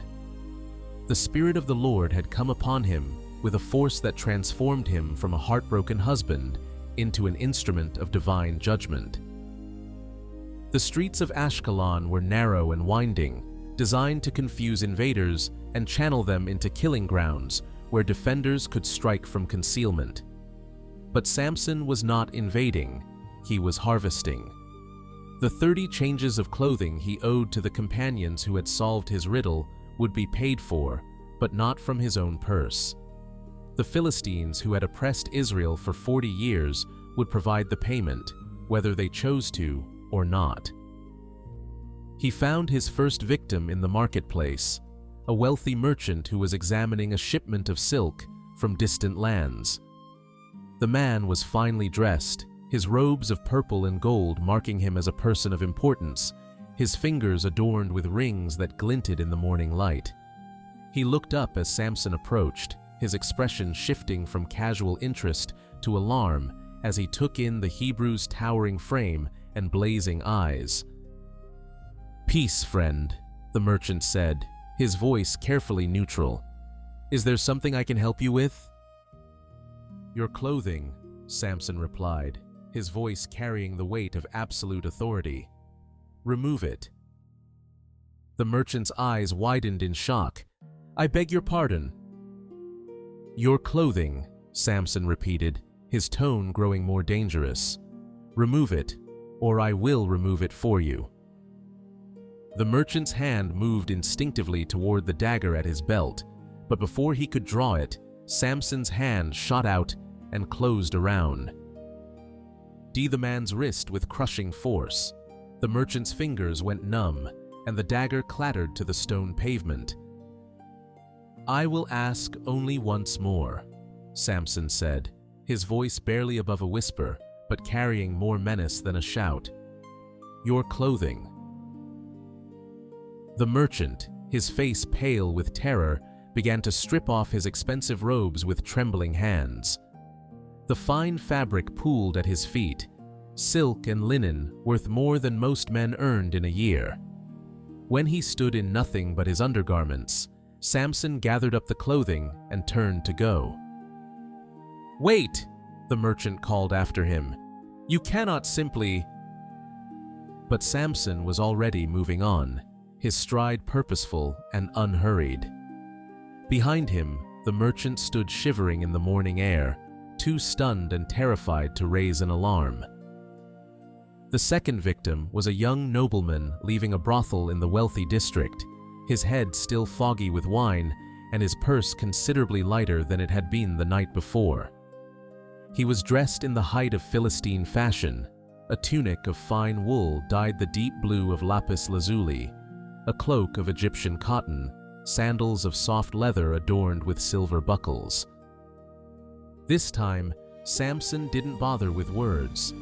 The Spirit of the Lord had filled him with such power that ordinary human concerns seemed trivial. He simply reached out and grasped the young man's tunic, tearing it from his body with a single fluid motion. The nobleman's protests died in his throat as he found himself staring up at the giant Hebrew, his mouth opening and closing like a fish gasping for air.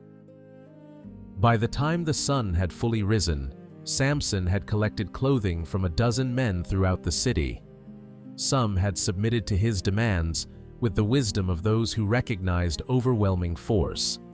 Others had tried to resist and had learned to their cost that no mortal strength could stand against the power that flowed through the Nazarite's frame. A young captain of the guard had drawn his sword and called for his men, only to watch in horror as Samson snapped the bronze blade like a twig and scattered his soldiers like leaves before a storm. A group of merchants had tried to overwhelm him with numbers, but Samson had moved through them like a lion through a flock of sheep, leaving them bruised and naked in the dust of the marketplace.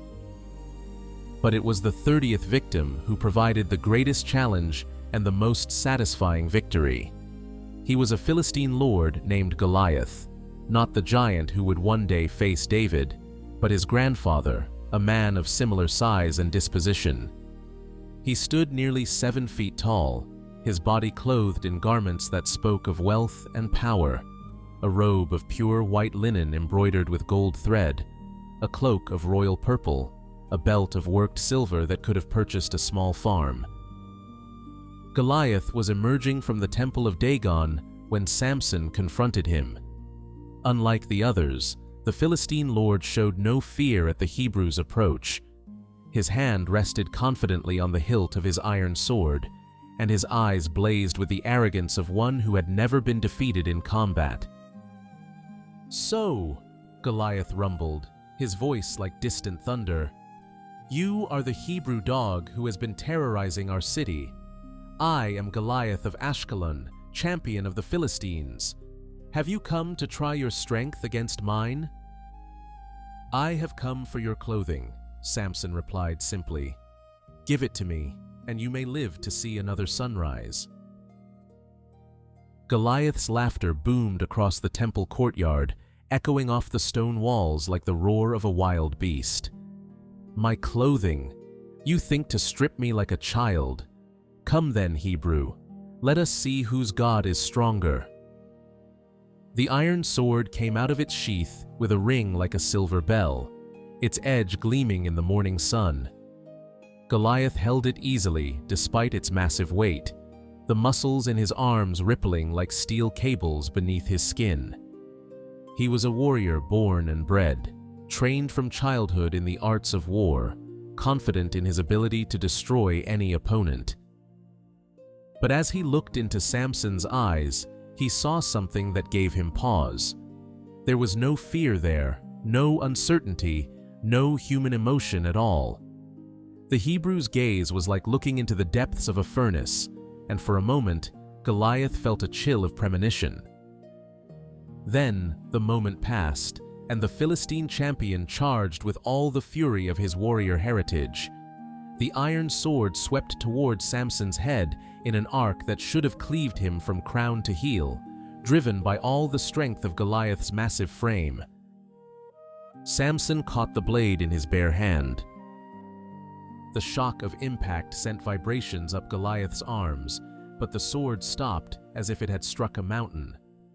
Samson's fingers closed around the iron edge, and with a casual twist of his wrist, he snapped the blade in half. The broken metal clattered to the stone pavement, leaving Goliath holding nothing but a useless hilt. Before the Philistine champion could react, Samson's fist shot out and struck him in the center of his chest.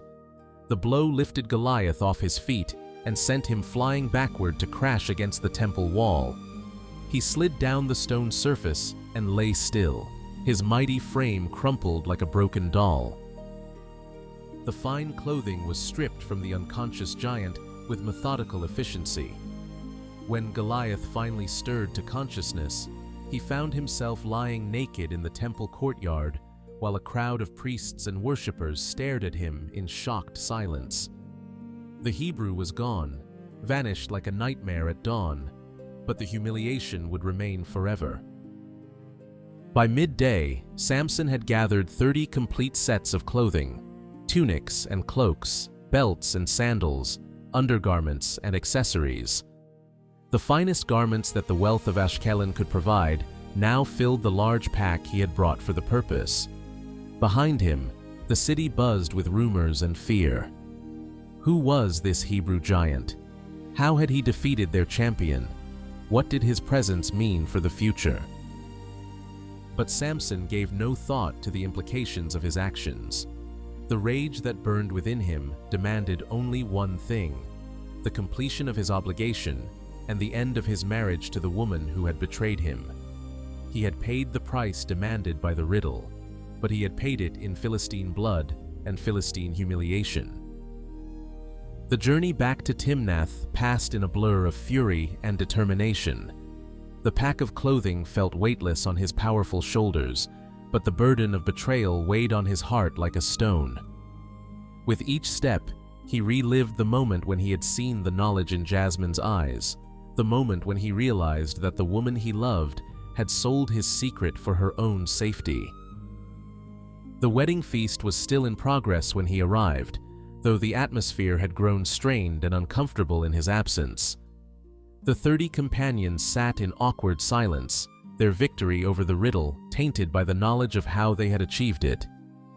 Jasmine moved through the gathering like a ghost, her face pale and drawn, her eyes red with tears that would not stop flowing. Samson entered the great hall without ceremony, the pack of clothing slung over his shoulder like a hunter's prize. The conversation died as every eye turned to him, drawn by the barely controlled violence that radiated from his frame like heat from a forge.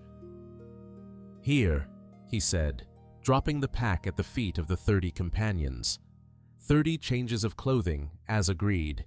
The riddle is solved, the wager is paid. Daleth opened the pack with trembling hands, revealing the rich garments within. The clothing was magnificent, finer than anything most of the young men had ever owned, but it was also stained with blood and reeked of violence. They could see the terror and humiliation of the men from whom these garments had been taken, could imagine the scene of devastation that had provided their prize. "Where did you get these?" Resheph asked, his voice barely above a whisper. "From those who had no more use for them," Samson replied, his tone flat and cold. "You wanted clothing. I have provided clothing. The debt is paid." He turned to go, but Jasmine stepped forward, her hand outstretched in a gesture of desperate appeal. "Samson, please, let me explain." "There is nothing to explain," he said without turning to look at her. "You made your choice. You chose your people over your husband, your safety over your marriage vows. Live with the consequences." "But I love you," she cried, her voice breaking with anguish. "I had no choice. They threatened my father, my family." "You had a choice," Samson said, finally turning to face her. "You could have trusted me to protect you. You could have told me of their threats. Instead, you chose to betray me, to sell my secret for your own peace of mind." "I was afraid." "So was I," Samson said quietly. "I was afraid to trust you with my heart, afraid to believe that a Philistine woman could truly love a Hebrew man. You have proved that my fear was justified." The silence that followed was deafening. Even the servants had stopped their work to listen to this final confrontation between husband and wife. In the space of 7 days, a marriage that had promised to bridge the gap between two peoples had collapsed into mutual recrimination and bitter regret. "What happens now?" Jasmine asked, her voice small and lost.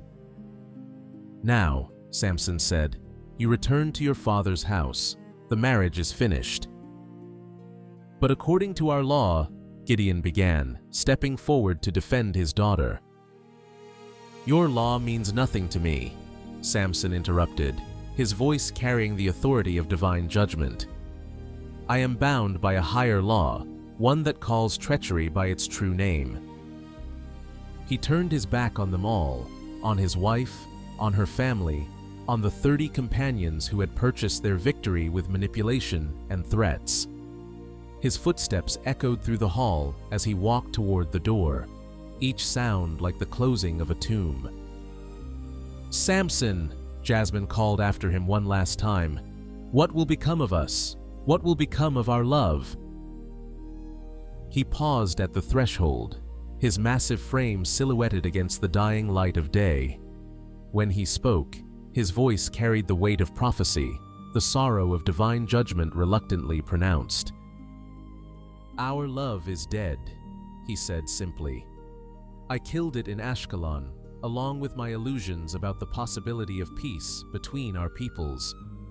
From this day forward, I am what I was born to be, not a husband, not a bridge builder, but a weapon in the hand of God." And with that, he was gone, walking into the gathering darkness like a figure from the ancient stories. Behind him, he left a woman weeping for a love that might have been, and 30 men who had learned that some victories cost more than defeats. The wedding feast of Samson and Jasmine was over, but the war between Israel and Philistia was just beginning. The barley fields of the Philistine valley stretched like a golden sea beneath the blazing sun of summer, ready for harvest. For generations, these fields had fed the cities of Philistia, their abundance a symbol of the prosperity that came from organized agriculture and sophisticated irrigation. The grain stood thick and heavy, the result of careful tending and favorable weather, promising a harvest that would fill the granaries to overflowing. But beneath the peaceful surface of the agricultural cycle, darker currents were stirring. 3 months had passed since Samson had walked away from his marriage in disgust and fury. 3 months during which his anger had slowly transformed from the white-hot rage of betrayal into something colder and more dangerous, the settled determination of a man who had found his true calling. He had spent those months in the wilderness, living like a hermit in the caves and ravines that scarred the hill country between Israel and Philistia. There, in the silence and solitude, he had wrestled with his demons and emerged with a clarity of purpose that burned like fire in his soul. The gentle dreams of his youth, the hope of bridging two peoples through love and understanding, had died in the great hall of Gideon's house. In their place had risen something fiercer and more focused, the recognition that he was born to be a destroyer, not a builder. The Spirit of the Lord had come upon him repeatedly during those wilderness months, filling him with visions of judgment and divine wrath. He had seen the Philistine cities burning like torches in the night, had heard the lamentations of those who had oppressed Israel, had felt the righteous anger of the God who would not forever tolerate the humiliation of his chosen people. Now, as he stood on a ridge overlooking the valley, Samson felt that familiar stirring of divine power within his frame.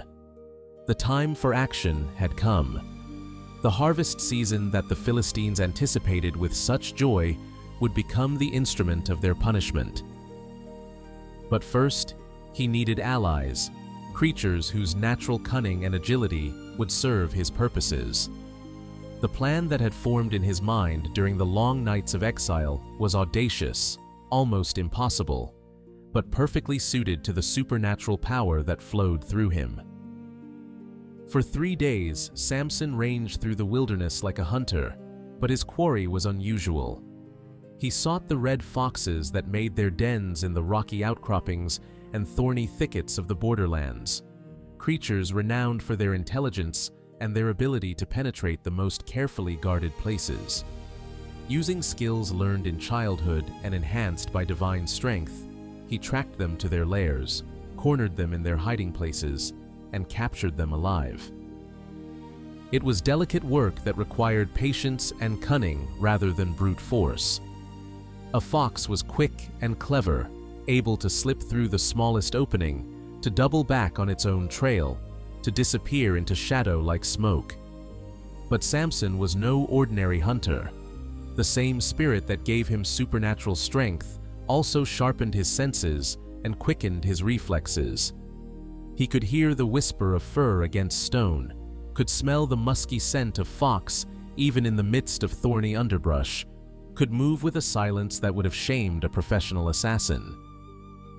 One by one, he captured them, young and old, male and female, each one a perfect specimen of vulpine cunning and energy. He built cages from woven branches and strips of leather, strong enough to hold his prisoners, but light enough to transport. By the end of the 3rd day, he had gathered 300 foxes, their combined voices creating a symphony of yips and howls that echoed through the ravines like the sound of the damned. The foxes sensed that something unnatural was happening, that they had been gathered for a purpose that went beyond ordinary human understanding. They paced restlessly in their cages, their golden eyes bright with intelligence and fear, their bushy tails twitching with nervous energy. Some tried to gnaw through the wooden bars, while others pressed themselves against the corners of their prisons, seeking escape routes that did not exist. But Samson had no intention of harming them unnecessarily. They were to be the instruments of divine judgment, not its victims. Working through the night by the light of oil lamps, he prepared the tools that would transform these creatures of the wild into agents of destruction. From the ruins of an abandoned village, he gathered torches, not the simple bundles of rags and pitch that common soldiers might carry, but the sophisticated oil-soaked brands used in religious ceremonies.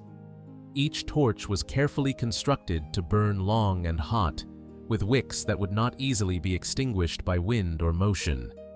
To each torch, he attached a short length of rope that would allow it to be tied securely to his living carriers.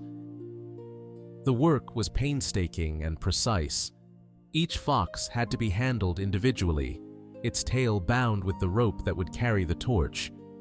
The creatures struggled and snapped, their fear making them dangerous despite their size, but Samson's hands were quick and sure. When a fox tried to bite him, he would grip its muzzle gently but firmly, his touch somehow calming the wild creature enough to complete the attachment. As the work progressed, Samson found himself thinking of the Philistine fields that lay sleeping in the valley below. He could picture the golden grain swaying in the breeze, the careful irrigation channels that fed the crops, the storage barns where the harvest would be gathered.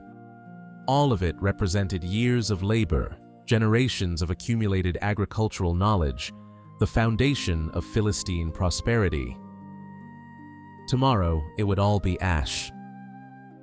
The final preparations were made in the hour before dawn, when the sky was still dark but tinged with the faintest hint of approaching light. Samson loaded the caged foxes onto carts that he had constructed for the purpose, their wheels wrapped with cloth to muffle any sound. The animals had grown quieter during the night, as if they understood that their ordeal was approaching its climax. 300 foxes, each one carrying the potential for destruction, each one a living missile aimed at the heart of Philistine agriculture. The number was significant, large enough to ensure that the fires would spread faster than any human effort could contain them, but small enough that Samson could manage the logistics of their release. As the first pale light of dawn touched the eastern hills, Samson began his descent into the valley. He moved like a shadow, using every fold of ground and every stand of trees to conceal his approach. The carts rolled silently behind him, their precious cargo restless but contained. In the distance, he could hear the first sounds of the awakening countryside, the lowing of cattle, the crowing of roosters, the distant voices of early rising farmers beginning their daily tasks. The Philistines had no idea that death was coming to their fields in the form of fire-bearing foxes guided by the hand of divine judgment. They went about their morning routines in perfect innocence, checking the grain for signs of ripeness, examining the irrigation channels for blockages, planning the great communal effort that would bring in the harvest. Samson reached the edge of the barley fields as the sun crested the horizon, painting the world in shades of gold and crimson that seemed prophetic of the destruction to come. The grain stretched away from him in perfectly ordered rows, each stalk heavy with seed, each field representing months of careful labor and hopeful anticipation. He opened the first cage. The fox that emerged was a magnificent specimen, red as burnished copper, with intelligent eyes and a tail that flowed behind it like liquid flame. For a moment, it crouched motionless, overwhelmed by its sudden freedom after days of captivity. Then, it caught the scent of the wild on the morning breeze and started to bolt toward the nearest cover. But Samson was ready. With movements too quick for mortal eyes to follow, he caught the creature and lit the torch bound to its tail. The fox leaped away from the sudden flare of fire, but the rope held it fast to its burden. Confused and terrified by the flames that followed wherever it ran, the animal plunged into the grain field, seeking escape from the incomprehensible torment. The effect was immediate and catastrophic. The dry barley stalks caught fire like tinder, the flames spreading along the rows with terrifying speed. The fox, driven by panic and the instinct to flee, ran deeper into the field, creating new fires with every step. Within moments, a strip of destruction 20 yards wide was blazing toward the heart of the harvest. Samson opened another cage, then another. Fox after fox burst from captivity with a burning tail, each one adding to the growing conflagration.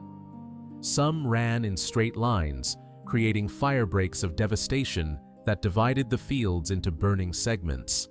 Others ran in circles, their panic overcoming their natural cunning, setting fires that spread in unpredictable patterns. The sound of the flames was like the roar of a hungry beast, growing louder with each passing moment as more and more of the grain caught fire. The smoke rose in black columns that could be seen for miles, and the heat shimmered in the air like visible malice. The sweet smell of burning grain filled the valley, mingled with the acrid stench of smoke and the distant sounds of human alarm. By the time the first Philistine farmers arrived to investigate the smoke, half the valley was already ablaze. They stood on the ridges surrounding their fields, watching in horror as the work of years went up in flames before their eyes. Some tried to fight the fires with buckets of water and wet blankets, but their efforts were like trying to stop a flood with their bare hands. "The harvest!" cried one old farmer, his voice breaking with anguish. "Our entire harvest!"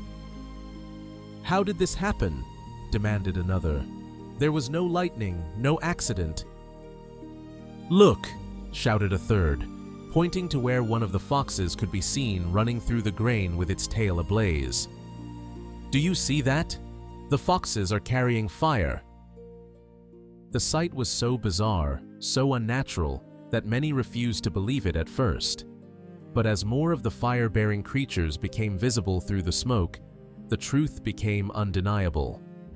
Someone had deliberately created this destruction, had turned the innocent creatures of the field into agents of devastation. "Who would do such a thing?" whispered an old woman, her eyes wide with terror. "What kind of mind could conceive such destruction?" The answer came from a young man who had been present at the wedding feast in Timnath, who had seen the terrible strength in Samson's arms and the fury in his eyes when he discovered his wife's betrayal. "Samson," he said, his voice carrying clearly across the ridge. "Samson, the Hebrew, has done this." The name spread through the crowd like wildfire, carrying with it the memory of the riddle, the betrayal, the violent departure from the wedding feast. The pieces fell into place with terrible clarity. The humiliated husband had returned to claim his revenge, not just against his wife and her family, but against the entire Philistine nation. "But why?" asked the old farmer. "Why destroy innocent crops? Why punish us for the actions of a few?" "Because we are all guilty," said another voice, this one belonging to one of the 30 companions who had forced Jasmine to betray her husband's secret. "We drove him to this. We pushed him beyond the breaking point, and now we reap what we have sown." By midday, the destruction was complete. The entire valley lay blackened and smoking, its golden promise transformed into a wasteland of ash and charred stubble. The foxes, their tails finely burned through, had scattered to the four winds, leaving behind only the evidence of their fiery passage. The harvest that should have fed thousands was gone, reduced to nothing in the space of a few hours. But the destruction had not stopped with the grain fields. The fires had spread to the olive orchards that bordered the valley, consuming trees that had taken decades to mature. The vineyards, too, had fallen victim to the flames, their carefully tended vines reduced to blackened skeletons. Even the storage barns and granaries had caught fire, destroying not only the current season's hopes, but also the seed grain that would have ensured future harvests. The economic impact was devastating. Entire communities faced starvation, their livelihood wiped out in a single morning. The tribute that they owed to the Philistine lords could not be paid. The taxes that supported the armies and the temples would have to come from other sources. The delicate balance of Philistine society had been disrupted by one man's quest for vengeance. As the smoke continued to rise into the afternoon sky, messengers rode hard toward the major cities, carrying news of the disaster to the lords and rulers of Philistia. The reports they bore were almost too incredible to believe. A single Hebrew had destroyed the harvest of an entire valley, using foxes as weapons of war. But the evidence was undeniable, written in ash and fire across the landscape. Samson had struck his first real blow against the Philistine oppression of Israel, and the reverberations would be felt throughout the land. In the hills above the valley, Samson stood watching the fruits of his labor. The sight filled him with a grim satisfaction that had nothing to do with personal revenge and everything to do with divine justice. This was only the beginning. The Spirit of the Lord had shown him visions of greater destruction to come, of Philistine power broken and scattered, of Israel finally freed from 4 decades of humiliation. The war between the judge of Israel and the oppressors of his people had begun in earnest, and the next move belonged to the Philistines. The great hall of Timnath had never witnessed such a gathering of rage and desperation. Lords and officials from across the Philistine territories had converged on the city like vultures drawn to carrion, their faces dark with fury and their voices raised in demands for justice.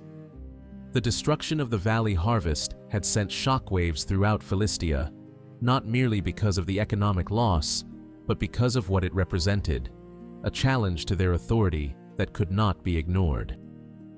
At the center of the storm sat Gideon, the wine merchant whose daughter had become the unwitting catalyst for this disaster. His face was gray with exhaustion and fear, his hands trembling as he tried to respond to the accusations that flew around him like arrows. 3 days had passed since the fires, and in that time, his world had collapsed around him with terrifying speed. "This is your doing!" roared Bacal, the lord of the eastern districts, his fist pounding on the table with enough force to rattle the wine cups. "Your daughter's betrayal of her Hebrew husband has brought this catastrophe upon us all." "My lords," Gideon pleaded, his voice cracking with strain, "how could I have known? How could anyone have foreseen that a simple wedding riddle would lead to such destruction?"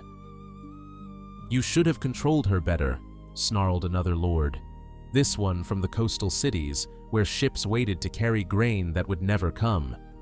A wife owes absolute loyalty to her husband. When she betrayed his secret, she violated the most sacred bonds of marriage. "She was threatened," Gideon protested, his paternal instincts overriding his political wisdom. "The 30 companions told her they would burn our house if she did not reveal the answer to the riddle. She acted to save our lives." The admission fell into the hall like a stone into still water, sending ripples of shocked silence across the assembled lords. They had known that the riddle had been solved through some form of coercion, but to hear it stated so bluntly brought home the full magnitude of their collective failure. "Fools," whispered Lord Dagon of Ashkelon, his voice carrying the weight of terrible realization.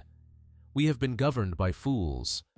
Did none of you understand what manner of man we were dealing with?" "He seemed like any other Hebrew," Daleth said defensively. "Strong, yes, but still just a man." "Just a man?" Dagon's laugh was bitter as winter wind. "I have reports from my city of impossible feats of strength, of 30 of our finest citizens stripped and humiliated by his bare hands. This is no ordinary man. This is something far more dangerous." "Then what would you have us do?" demanded Bakal. "The damage is done. The harvest is destroyed. We cannot undo what has been accomplished." "No," Dagon agreed, "but we can ensure that it never happens again. And we can send a message that will reach not only this Hebrew monster, but every potential rebel in our territories."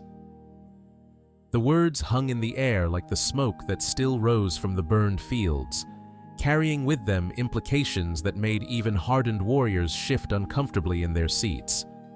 They all understood what Dagon was suggesting, but none wanted to be the first to speak it aloud. "You mean to punish the girl," Gideon said finally, his voice barely above a whisper. "I mean to make an example," Dagon replied coldly. "Your daughter's actions have cost us a year's harvest from our richest valley. Her betrayal of her husband has provoked a war that threatens the very foundations of our society. Such treachery cannot go unpunished." "But she is innocent," Gideon cried, rising from his chair with desperate courage. "She acted only to save her family, as any daughter would." "Innocent?" Reshef spoke for the first time, his poet's voice carrying undertones of guilt and self-recrimination. "We forced her into an impossible position, threatened her family, made her choose between loyalty to her husband and the safety of those she loved. We are the guilty ones." "And yet the result is the same," Dagon observed with merciless logic. "The Hebrew's wife betrayed his trust, leading to the dissolution of their marriage and his subsequent revenge against our people. Whether she acted from treachery or from fear matters little to the thousands who will starve this winter because the grain is ash." The debate raged for hours, but the outcome was inevitable. The lords of Philistia were desperate men facing a crisis that threatened their very survival. The destruction of the harvest had demonstrated that they were vulnerable to attack in ways they had never imagined. If they did not respond decisively, other rebels might be inspired to similar acts of defiance. As the sun set over Timnath, painting the sky the color of blood, the decision was made. Jasmine and her father would pay the ultimate price for the catastrophe that had befallen Philistia. The method would be fire, a fitting punishment for those whose actions had led to the burning of the fields, and a warning to anyone else who might consider betraying Philistine interests. The execution was set for the following morning, to be carried out in the public square where all could witness the consequences of treachery. Word spread quickly through the city, carried by servants and slaves, merchants and soldiers, until every household knew what dawn would bring. In her chamber, Jasmine knelt in prayer before the small shrine where she had placed an image of her mother. The ivory figurine seemed to glow in the lamplight, its serene face offering a measure of comfort in the midst of terror. She had known since the lords began arriving that her fate was sealed, had seen the hunger for revenge in their eyes, and understood that someone must pay for the disaster in the valley. "Mother," she whispered, her voice steady despite the tears that streamed down her face, "watch over Father when I am gone. Let him know that I do not blame him for what is to come. We are all caught in the currents of forces greater than ourselves." She thought of Samson, wondering where he was in this dark hour, whether he knew what was about to happen. Did he still feel some remnant of love for her, some regret for the happiness they might have shared? Or had his heart turned completely to stone, hardened by betrayal until no human emotion could touch it? The irony was not lost on her. She had betrayed her husband's trust to save her family, and now both she and her father would die because of that betrayal. The very love that had motivated her treachery had ensured its futility. Perhaps there was some justice in that, some cosmic balance that she was too small to understand. A knock at her door interrupted her prayers. One of the servants entered, an old woman who had helped raise Jasmine from childhood. Her eyes were red with weeping, her hands shaking as she carried a simple meal. "You should eat, my lady," she said softly. "You will need your strength for what is to come." "I am not hungry," Jasmine replied, though she accepted the bread and wine out of kindness to the old woman. "It is a cruel world," the servant said, settling beside her on the floor. "The gods play games with mortal lives, and we are left to suffer the consequences of their sport." "Perhaps," Jasmine said quietly, "or perhaps we bring our sufferings upon ourselves through our choices. I chose to betray my husband's trust. He chose to seek revenge through fire and destruction. The lords choose to answer violence with violence. Each of us believes we have no choice, but perhaps that is merely what we tell ourselves to avoid responsibility." The night passed slowly, marked by the distant sounds of preparation in the square below. The executioners worked by torchlight, building the pyre that would consume the merchant and his daughter. The wood was carefully selected, dry timber that would burn hot and fast, olive branches that would crackle and spark, creating a spectacle that would be visible from every part of the city.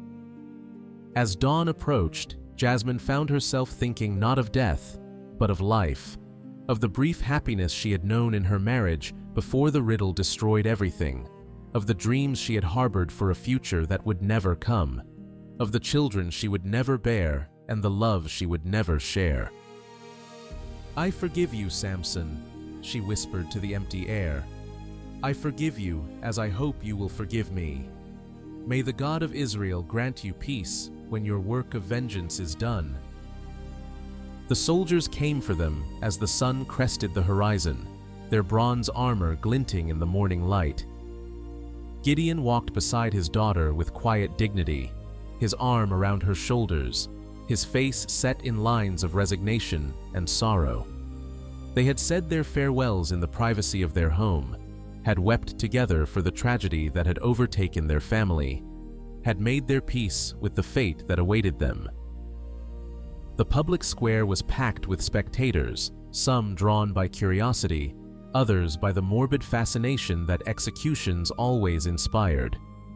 The pyre rose in the center of the space like an altar to some vengeful god, its wood seasoned and ready, its base surrounded by kindling that would ensure a quick ignition.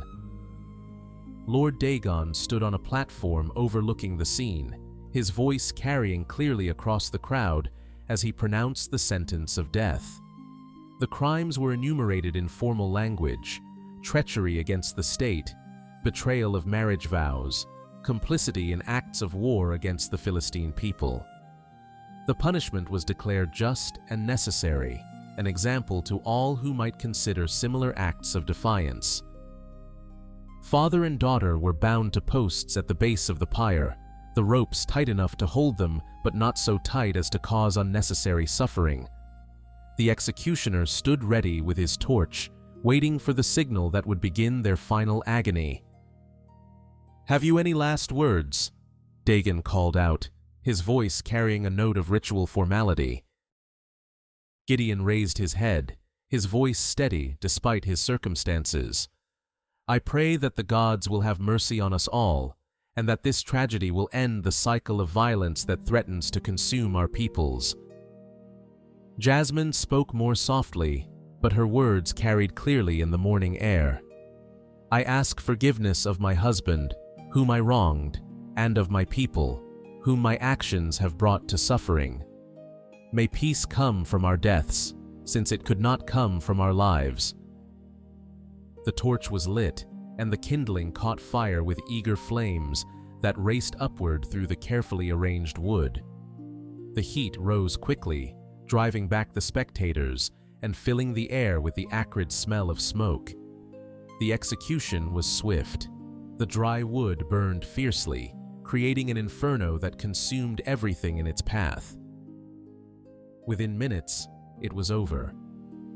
The merchant and his daughter had paid the ultimate price for the catastrophe that had befallen Philistia, their deaths witnessed by hundreds who would carry the memory for the rest of their lives. The message was clear: betrayal would not be tolerated, and the consequences of defying Philistine authority would be swift and terrible. But even as the flames died down and the ashes began to cool, news of the execution was already spreading beyond the walls of Timnath. Travelers carried the story along the trade routes, merchants whispered it in marketplaces, and soldiers bore it to distant garrisons. By evening, the tale had reached the ears of Hebrew shepherds in the hill country, and by morning it would arrive at the cave where Samson had made his refuge. The judge of Israel received the news in silence, his face showing no emotion as the messenger, a Hebrew sympathizer from Timnath, related the events of the morning. But those who knew him well might have noticed the tightening around his eyes, the way his massive hands slowly clenched into fists, the stillness that settled over him like the calm before a devastating storm. "They burned her," he said finally, his voice barely above a whisper. "They burned them both." "Yes, my lord," the messenger replied, his own voice heavy with sorrow. "The lords decreed it as punishment for the betrayal of the riddle and the destruction that followed. They said it was necessary to maintain order."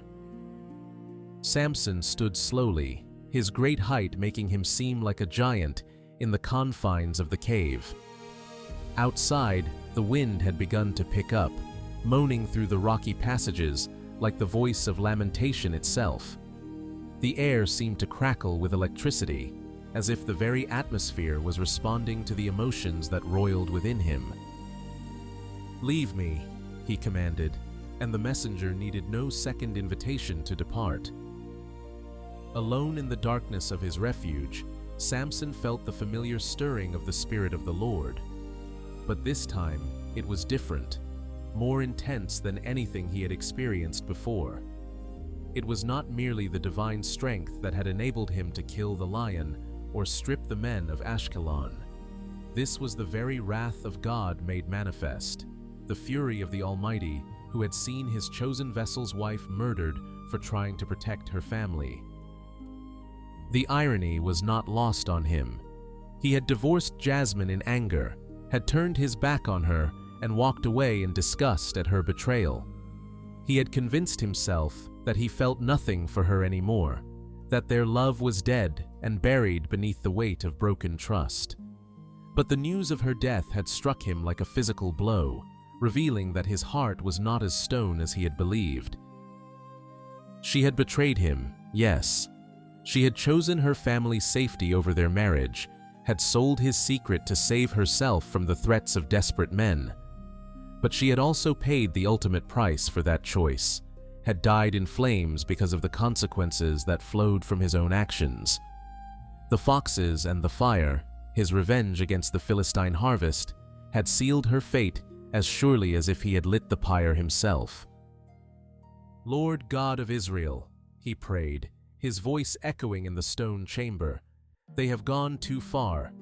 They have not merely oppressed your people, they have murdered the innocent to satisfy their thirst for vengeance.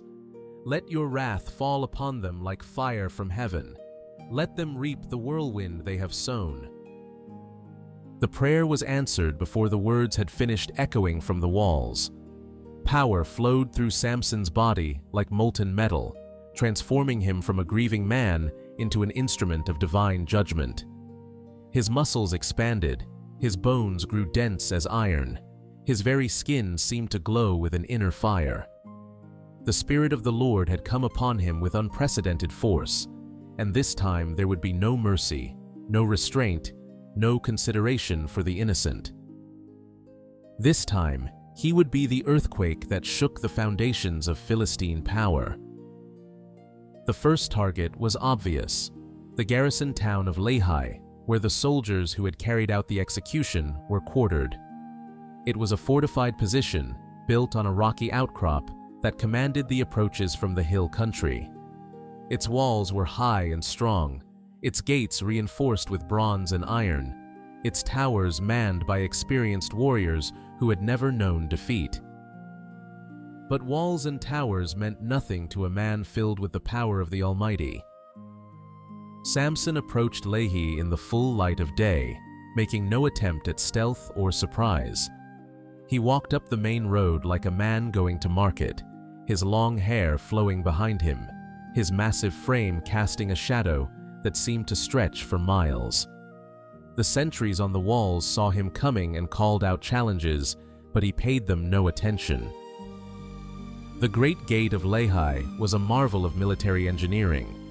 Twin doors of seasoned oak reinforced with bands of iron, set in a framework of stone that had been quarried from the living rock. It would have taken a battering ram manned by 50 men to break through such a barrier, and even then, the assault would have cost dozens of lives. Samson tore it from its hinges with his bare hands. The sound was like thunder, like the earth itself splitting apart. The massive doors, each weighing more than a team of oxen, came away from their supports as if they were made of papyrus. Samson hurled them aside, sending them tumbling down the hillside like leaves in a storm, and strode through the opening into the heart of the garrison. The soldiers who met him there were brave men, veterans of many campaigns, trained from childhood in the arts of war. They came at him with bronze spears and iron swords, with shields of leather and bronze, with all the skill and courage that had made the Philistine army the terror of the region. It was not enough. Samson moved through them like a lion through a flock of sheep, his hands dealing death with every blow. Spears bent like reeds when they struck his body, swords shattered against his skin like glass, arrows bounced harmlessly from his chest. He caught men by their armor and hurled them against the walls with such force that the stones cracked. He seized weapons from fallen enemies and used them with devastating effect until they too broke under the strain of his supernatural strength. The courtyard of the garrison became a charnel house, littered with the bodies of men who had never imagined that such a force could exist in the world. Some tried to flee, but the single entrance was blocked by Samson's towering form. Others sought shelter in the buildings, but he followed them, tearing through walls and roofs like they were made of dried mud. When it was over, when the last echo of battle had faded into silence, Samson stood alone in the ruins of what had been the most formidable military installation in the region. 300 Philistine soldiers lay dead around him, their blood soaking into the stones of the courtyard. The buildings were wrecked, the walls breached in a dozen places, the towers reduced to rubble. But his work was not finished. For 3 days, Samson ranged through the Philistine territories like an avenging angel, bringing death and destruction to every military installation he could find. Outposts that had stood for generations were reduced to ruins in minutes. Garrisons that had never known defeat were wiped from the earth as if they had never existed. Soldiers who had terrorized Hebrew villages for decades fled at the first report of his approach. The weapon he used was as shocking as his strength itself, the jawbone of an ass, picked up from the roadside and wielded with such force that it never broke, never dulled, never failed him. With this humble instrument, he slaughtered 1,000 men, turning the pride of Philistine military might into a heap of corpses that would feed the vultures for weeks. By the end of the third day, the entire military structure of the region had collapsed. The network of garrisons and outposts that had maintained Philistine control over the Hebrew territories was gone, swept away by the fury of one man filled with the power of God. The survivors carried tales of impossible strength and divine wrath to the far corners of the kingdom, spreading terror wherever they went. But victory came at a cost that nearly destroyed the victor himself. When the rage finally burned itself out and the Spirit of the Lord withdrew from him, Samson found himself alone on a hilltop, surrounded by the evidence of his devastating passage. His body was covered in blood, none of it his own, and his throat was parched with a thirst that seemed to burn like fire in his chest. "Lord," he gasped, falling to his knees among the stones, "you have given great victory through your servant, but now I am dying of thirst. Will you let me fall into the hands of the uncircumcised and die here in the dust?" The prayer was answered immediately. From a hollow in the rock at his feet, cool water began to flow. A spring that had not existed moments before, created by the same divine power that had given him strength to avenge his wife's death. Samson drank deeply, feeling life and energy flow back into his exhausted body, and understood that even in judgment, the Lord was merciful to his chosen servants. As he rested beside the miraculous spring, Samson looked out over the land that stretched before him. The Philistine power structure lay in ruins, their military might scattered to the winds. For the first time in 40 years, the Hebrew people could walk their own roads without fear, could tend their fields without paying tribute to foreign masters. But the victory felt hollow, tainted by the ashes of the woman who had died because of the chain of events he had set in motion. Jasmine was gone, burned to death for the crime of trying to save her family from threats she could not control. The love they might have shared, the life they could have built together, the bridge they might have constructed between their peoples, all of it was ash and memory now. The strong man had proven his strength beyond all doubt, but in doing so, he had revealed the weakness that would shadow him for the rest of his days. For all his physical power, for all the divine favor that rested upon him, he was still a man capable of terrible misjudgments, still vulnerable to the passions that could transform love into hatred and grief into devastating rage. The war was won, but the warrior was broken. And in the hills around him, new enemies were already gathering, drawn by the knowledge that even the mightiest judge of Israel was not immune to the frailties of the human heart. Chapter 11. The Harlot of Gaza. Time passed like water flowing through cupped hands, carrying away the immediate fury of Samson's vengeance and leaving behind a strange, uneasy peace. 5 years had gone by since the destruction of the Philistine garrisons, 5 years during which the balance of power in the region had fundamentally shifted. The Hebrew territories that had once cowered under foreign oppression now breathed freely, their people walking with the confidence of those who knew they were protected by a champion of unimaginable strength. But the man who had won that freedom lived like a ghost among his own people, neither fully part of their society nor entirely separate from it. Samson had taken no permanent dwelling, claimed no wife, established no household that might anchor him to normal human relationships. Instead, he wandered through the land like a figure from the ancient stories, appearing wherever the Spirit of the Lord directed him, dispensing judgment and deliverance with the same casual ease with which other men might harvest grain or tend sheep. The Philistines had learned to avoid direct confrontation with the Hebrew judge, but they had not abandoned their ambitions. In the great cities of their pentapolis, Gaza, Ashkelon, Ashdod, Gath, and Ekron, new strategies were being developed, subtle approaches that might succeed where brute force had failed so catastrophically. The lords who had seen their military power shattered understood that they were dealing with something beyond ordinary human capabilities, something that required equally extraordinary methods to counter. It was in this atmosphere of watchful tension that Samson found himself drawn once again to the forbidden territories of his enemies. The attraction was not political this time, nor driven by the direct command of divine vision. It was something more prosaic and more dangerous, the simple loneliness of a man who had isolated himself from normal human connection and now craved what he had lost. The city of Gaza sprawled along the Mediterranean coast like a jewel set in golden sand, its white walls gleaming in the afternoon sun, its harbors filled with ships from every corner of the known world. It was the southernmost of the great Philistine cities, a center of trade and culture that had grown rich on the commerce that flowed between Africa and Asia.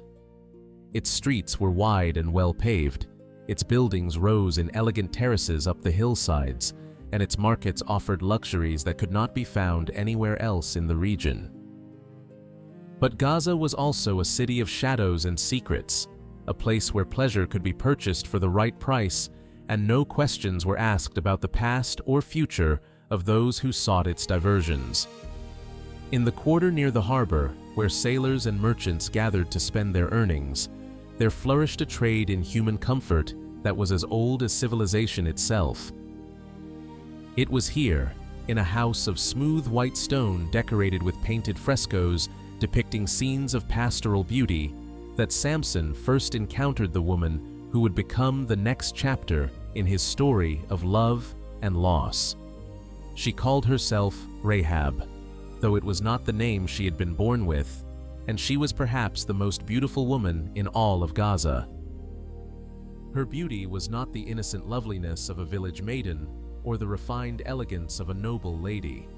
It was something more complex and dangerous, a mature sensuality that spoke of experience and wisdom, of pleasures given and received, of desires understood and fulfilled. Her hair was black as a moonless night, her skin golden as honey, her eyes the deep green of the sea in summer. When she moved, it was with the fluid grace of a dancer, and when she spoke, her voice carried the music of distant shores. She was a harlot, a woman who sold her body for gold and silver, and she made no pretense of being anything else.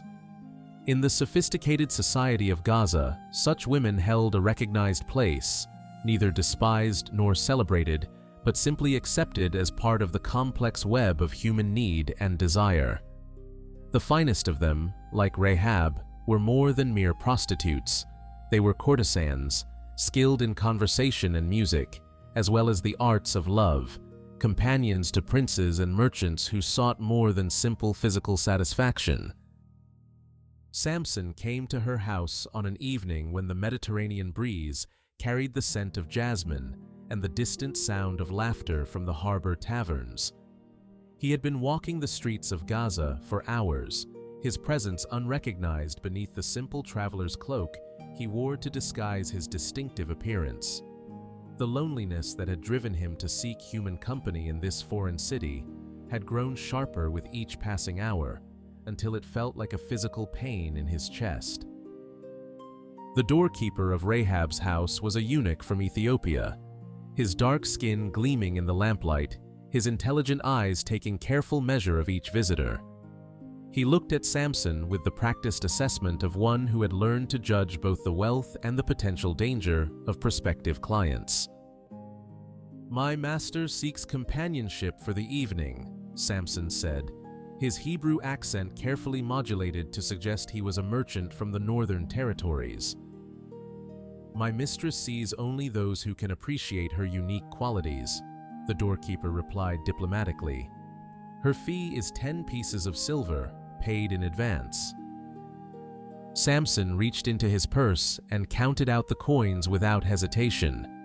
The amount was substantial, enough to feed a family for a month, but he had accumulated considerable wealth over the years from the spoils of his victories over Philistine forces. More importantly, he sensed that this woman was no ordinary prostitute, and his need for genuine human connection had grown desperate enough to justify any expense. The interior of the house was a masterpiece of refined luxury. Silk hangings from distant lands covered the walls, Persian carpets lay scattered across marble floors, and the air was perfumed with incense that spoke of spices and exotic flowers. Oil lamps cast pools of golden light throughout the reception chamber, creating an atmosphere of intimate warmth that was both welcoming and subtly seductive. Rahab appeared at the top of a curved staircase, descending with the unhurried grace of a queen receiving a favored courtier. She was dressed in a gown of deep blue silk that seemed to flow around her like liquid water, cinched at the waist with a belt of worked gold. Her jewelry was simple but exquisite: a collar of pearls around her throat, bracelets of silver on her wrists, rings that caught the lamplight with every gesture. "Welcome to my house," she said, her voice carrying the slight accent of one who had learned several languages in her travels. "I am Rahab. My servant tells me you seek companionship for the evening." "I do," Samson replied, suddenly feeling awkward and uncertain. He had faced armies without fear, had torn down city gates with his bare hands, had slaughtered lions and men with equal ease. But standing before this woman, he felt as nervous as a boy experiencing his first attraction. Rahab studied him with eyes that had learned to read men like scrolls, taking in not just his physical appearance, but the subtle signs that revealed character and motivation. She saw the careful way he held himself, the tension in his shoulders that spoke of controlled strength, the intelligence in his eyes that suggested he was far more than the simple merchant he claimed to be. "You are not what you seem," she said finally, her voice carrying curiosity rather than accusation. "But then, few of us are. Come, let us share wine and conversation before we turn to other pleasures."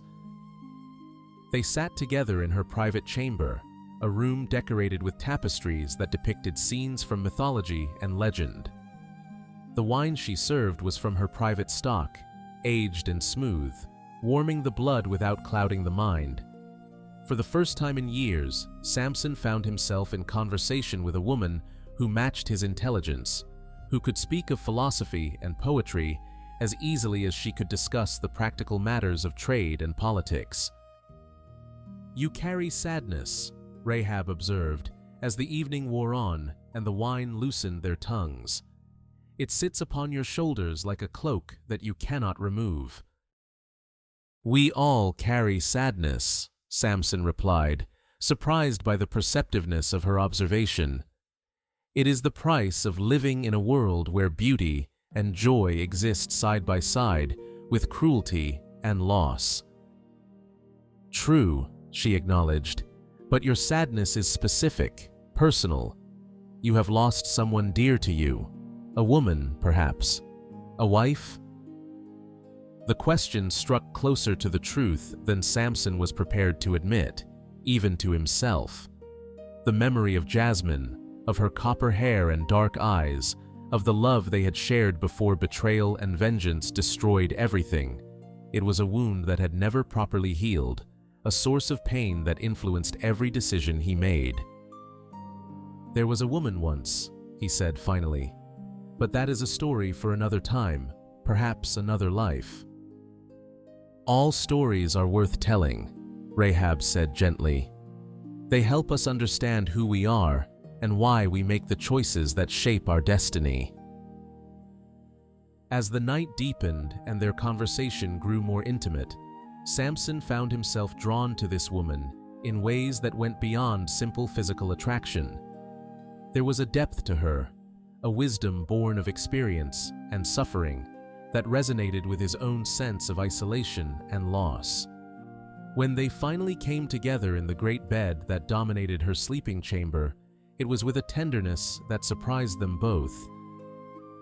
For one night, the judge of Israel forgot about his calling and his burdens, lost himself in the simple human pleasure of being held and cherished by someone who asked no questions about his past or his future. For one night, he was not a weapon in the hand of God, but simply a man seeking comfort in the arms of a woman who understood loneliness as well as he did. But dawn brought reality crashing back with devastating force. As the first light of morning crept through the windows of Rahab's chamber, Samson awakened to find himself in the heart of enemy territory, his location undoubtedly known to those who would use that knowledge against him. The brief respite of the night was over, and the dangerous game of cat and mouse that defined his relationship with the Philistines was about to begin anew. Rahab stirred beside him, her dark hair spread across the silken pillows like spilled ink. Even in sleep, her face bore the subtle lines that spoke of a life lived on the edges of society, of pleasures bought and sold, of men who came and went like ships in the harbor. But there was also a peace about her that Samson envied, an acceptance of what she was and what she did that he had never been able to achieve. "You must go," she said softly, her eyes still closed, but her voice alert and aware. "The city is already stirring, and there will be those who watched you enter my house last night." "You know who I am," Samson said. It was not a question. "I suspected from the moment I saw you," she replied, opening her eyes to meet his gaze. "The way you move, the careful control of your strength, the sadness that follows you like a shadow. You are Samson the Hebrew, the one they call the strong man of Israel. And yet you did not betray me to the authorities." Rahab smiled, an expression that transformed her face from merely beautiful to something approaching radiant. "I am a woman who sells her body for silver, not her soul for gold. Besides, you were gentle with me, more gentle than most men who have the power to be otherwise. That is worth something in this harsh world." Samson rose and began to dress, his movements quick and efficient as he prepared for whatever dangers awaited him outside. But he found himself reluctant to leave, drawn by the simple human warmth he had found in this most unlikely place. "Will I see you again?" he asked, surprising himself with the question. "Perhaps," Rahab replied, pulling a silk robe around her shoulders. "Gaza is a large city, but certain paths tend to cross more than once. If you survive whatever awaits you out there, and if you find yourself in need of companionship again, you know where to find me." As Samson prepared to leave through the back entrance of the house, Rahab caught his arm with gentle fingers. "Be careful," she said. "There are rumors in the city, whispers of plans and preparations. You have enemies here who are more subtle than the soldiers you destroyed at Lehi." The warning proved prophetic. As Samson made his way through the narrow streets toward the city gates, he became aware of the subtle signs that told him he was being watched. Shadows moved where no shadows should be. Footsteps echoed his own, with just enough delay to suggest pursuit, and faces turned away too quickly when he glanced in their direction. By the time he reached the main gate of Gaza, he could see the trap that had been prepared for him. The massive doors were closed despite the early hour, unusual for a commercial city that normally opened its gates at dawn to accommodate the morning trade. Guards stood at attention in numbers far greater than normal, their weapons held ready, their eyes fixed on the approaches to the gate. They were waiting for him. Somehow, Word of his presence in the city had reached the authorities, and they had prepared what they believed to be an inescapable trap. The walls of Gaza were too high to scale, the gates too strong to break, the guards too numerous to fight. By all conventional logic, he was caught like a rat in a granary, with no choice but to surrender or die in hopeless battle. But Samson had long since moved beyond the realm of conventional logic. As he stood in the morning shadows, studying the forces arrayed against him, he felt the familiar stirring of divine power in his limbs. The Spirit of the Lord was with him, as it had been in every moment of crisis throughout his career as judge of Israel. What happened next would be spoken of in Gaza for generations to come, passed down in whispered stories that grew more incredible with each telling. The Hebrew judge walked calmly up to the great gate of the city, ignoring the shouts of alarm from the guards, and laid his hands upon the massive wooden doors. Then, with a sound like thunder, he tore the entire gate structure from its foundations. The doors came away in his hands as if they were made of papyrus rather than seasoned oak reinforced with bronze.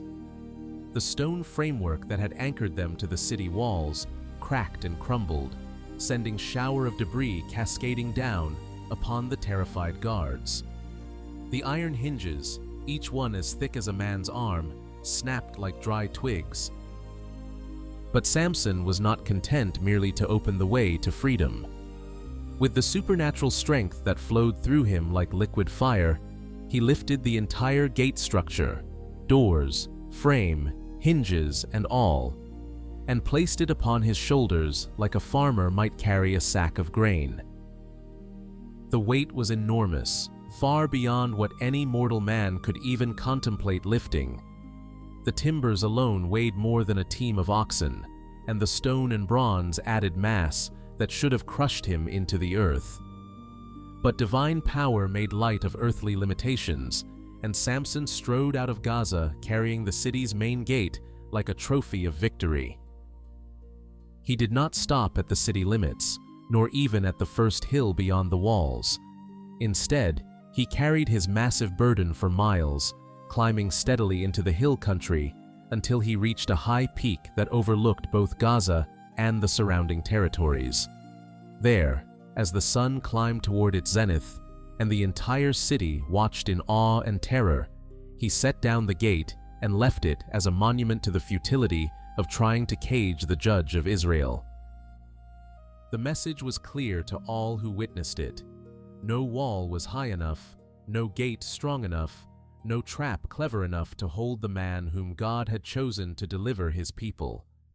The lords of Philistia could plot and scheme, could marshal their armies and fortify their cities, but as long as the Spirit of the Lord rested upon Samson, their efforts would prove as futile as trying to chain the wind or imprison the storm. But even as he stood on the hilltop, looking down at the city where he had found brief comfort in the arms of a compassionate woman, Samson understood that his victory was incomplete. He had escaped the trap, had humiliated his enemies once again, had demonstrated the superiority of divine power over human cunning. Yet the loneliness that had driven him to Gaza remained, the hunger for genuine human connection that no amount of strength or victory could satisfy. In the distance, he could see the white walls of Rahab's house, could imagine her standing at her window, watching the tiny figure on the distant hill. She would be safe, her profession and her connections protected her from official retaliation, but he would not see her again. The brief warmth they had shared was just another memory now, another reminder of the human joys that his calling had placed forever beyond his reach. The strong man turned his back on Gaza and began the long journey home, carrying with him not gates of bronze and oak, but the growing weight of his own isolation. Behind him, the city that had tried to trap him began the long process of rebuilding its defenses, while its lords gathered in secret councils to devise new strategies for dealing with the Hebrew judge who seemed as unstoppable as the wrath of God itself.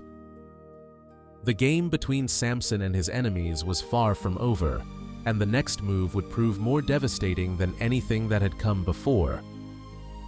In the valley of Sorek, where the grapevines climbed the terraced hillsides in neat rows, and the olive trees cast their silver-green shade across the ancient paths, there lived a woman whose beauty was whispered about in every market from Dan to Beersheba. Her name was Delilah, and she was like no woman Samson had ever encountered, neither the innocent Israelite maidens of his youth nor the sophisticated courtesans of the Philistine cities, but something altogether more dangerous and alluring. She dwelt in a house of pale limestone that caught the morning light and held it like captured sunshine, its walls covered with climbing roses that filled the air with their perfume. The house stood apart from the village, neither fully within the Hebrew territories nor completely in Philistine lands, a place where the boundaries between peoples blurred and traditional allegiances meant less than personal survival. Delilah herself embodied this ambiguity. Her parentage was mixed.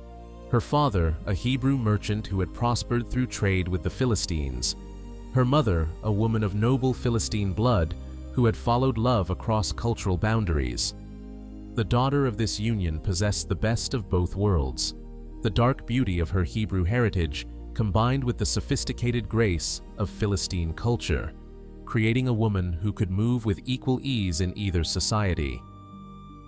But it was not merely her physical beauty that made Delilah extraordinary, though that was striking enough. Her hair was like spun silk, flowing to her waist in waves of deep brown, shot through with gold.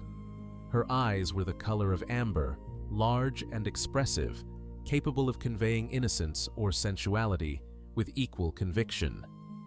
Her voice was musical, trained in the arts of both Hebrew psalmody and Philistine poetry, able to quote the ancient scriptures with the same ease with which she could recite love songs that made strong men weep. More dangerous than her beauty, however, was her intelligence. Delilah possessed a mind as sharp as any scholar's, capable of understanding not just the words men spoke, but the deeper motivations that drove them. She could read desire and fear, love and hatred, ambition and despair in the subtle signs that others missed. The tilt of a head, the set of shoulders, the way fingers moved when their owner thought no one was watching. It was this combination of beauty and intelligence that had brought her to the attention of the Philistine lords, who still smarted from their repeated humiliations at the hands of the Hebrew judge. For 7 years now, Samson had been a thorn in their flesh, a constant reminder of their military impotence and political vulnerability. Direct confrontation had proved useless. His supernatural strength made conventional warfare meaningless. Subterfuge and trickery had failed equally. He seemed to possess an uncanny ability to escape from any trap they devised. But every man, no matter how strong, had weaknesses. And if that weakness was a vulnerability to feminine beauty and charm, then perhaps it could be exploited by someone with the necessary skills and motivation. The approach came to Delilah through intermediaries, men who spoke in careful euphemisms and offered compensation that would have made princes envious. They were not asking her to become an assassin. They understood that no mortal weapon could harm the Hebrew judge. Instead, they wanted her to become something far more dangerous, a spy whose mission was to discover the secret of Samson's strength. Every man has a secret, the lead emissary had explained during their clandestine meeting in a neutral location. Some vulnerability that can be exploited, some source of power that can be removed. Your task is to discover what makes this man invincible, and once we know that secret, we can devise appropriate countermeasures. The offer was generous beyond imagining. 1,100 pieces of silver from each of the 5 Philistine lords, a sum that would make her one of the wealthiest women in the known world. But Delilah was not motivated primarily by greed. The truth was more complex and more personal. She was curious about this legendary figure, intrigued by the challenge he represented, drawn by the prospect of matching her wit against his legendary wariness. She had heard the stories, of course. Everyone in the region knew of Samson's exploits: the lion killed with bare hands, the slaughter at Lehi, the gates of Gaza carried away like kindling. But she had also heard the other stories, the whispers about his failed marriage, his loneliness, his desperate hunger for human connection. These were the details that interested her most, the human vulnerabilities that might provide the key to accomplishing what armies could not. The initial contact was arranged with careful subtlety. Delilah began appearing at markets and festivals where Samson was known to travel, always at a distance, always just visible enough to catch the eye without seeming deliberate. She made sure to be seen in circumstances that would emphasize her beauty and mystery, standing in groups of other women where her superiority would be obvious, participating in religious ceremonies where her devotion would seem genuine, engaged in charitable works that would demonstrate her kind heart. For months, this delicate dance continued. Samson would see her across a crowded marketplace and feel his pulse quicken. She would catch his gaze at a religious festival and offer a smile that seemed to hold promises of infinite delight. They would pass on country roads, close enough to exchange greetings, far enough apart to maintain the tantalizing distance that feeds desire better than proximity. Delilah understood the psychology of attraction with the skill of a master craftsman. She knew that a man like Samson, isolated by his calling, wounded by past betrayal, hungry for genuine connection, would be drawn more powerfully to someone he had to pursue than to someone who offered herself too easily. She made herself visible but not available, attractive but not attainable, creating the kind of tension that would eventually become irresistible. The breakthrough came during the Grape Harvest Festival, when the Valley of Sorek filled with music and laughter as families gathered to celebrate the bounty of their vineyards. Delilah had positioned herself at a booth selling pomegranates and honey cakes, dressed in a gown of deep purple that complemented her coloring and jewelry that caught the light with every movement. Samson appeared at the edge of the crowd like a figure from legend, his massive frame making him impossible to miss, his long hair flowing freely in the autumn breeze. He moved through the festival with the easy confidence of one who knew his reputation preceded him, acknowledging greetings from Hebrew farmers who regarded him as their protector and avoiding the nervous glances of Philistine merchants who feared his wrath. When his eyes found Delilah across the crowded square, she was ready. She looked up from the fruit she was examining and met his gaze directly, holding it for just long enough to convey interest before glancing away with apparent shyness. It was a perfectly calculated moment, designed to suggest both attraction and reluctance, availability and virtue. Samson approached her booth with the determination of a man making a momentous decision. Up close, Delilah was even more striking than she had appeared at a distance. Her skin was flawless, her features perfectly proportioned, her movements graceful as a dancer's. But it was her eyes that captured him, large and luminous, seeming to hold depths that promised infinite mystery and delight. "The pomegranates look particularly fine this year," he said, his voice carefully casual despite the intensity of his gaze. "They are sweet and full of juice," she replied, her own voice carrying just the hint of suggestion that would make the innocent words seem laden with meaning. "Would you like to taste one?" She selected a perfect fruit from the display, breaking it open with slender fingers to reveal the ruby seeds within. The juice stained her hands like blood, and when she offered him a handful of the glistening seeds, their fingers touched for just an instant, long enough for him to feel the warmth of her skin and the slight tremor that seemed to run through her at the contact. "Sweet indeed," he said, his eyes never leaving her face as he tasted the fruit. "I am Samson, of the tribe of Dan." "I know who you are," she replied with a smile that seemed to hold secrets. Your reputation travels before you like the dawn. I am Delilah, and I am honored to meet the judge of Israel." They talked for an hour, standing beside the fruit vendor's booth while the festival swirled around them.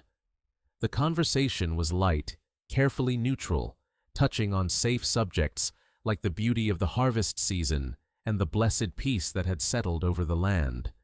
But beneath the innocent words flowed currents of attraction and possibility that both could feel but neither dared acknowledge directly.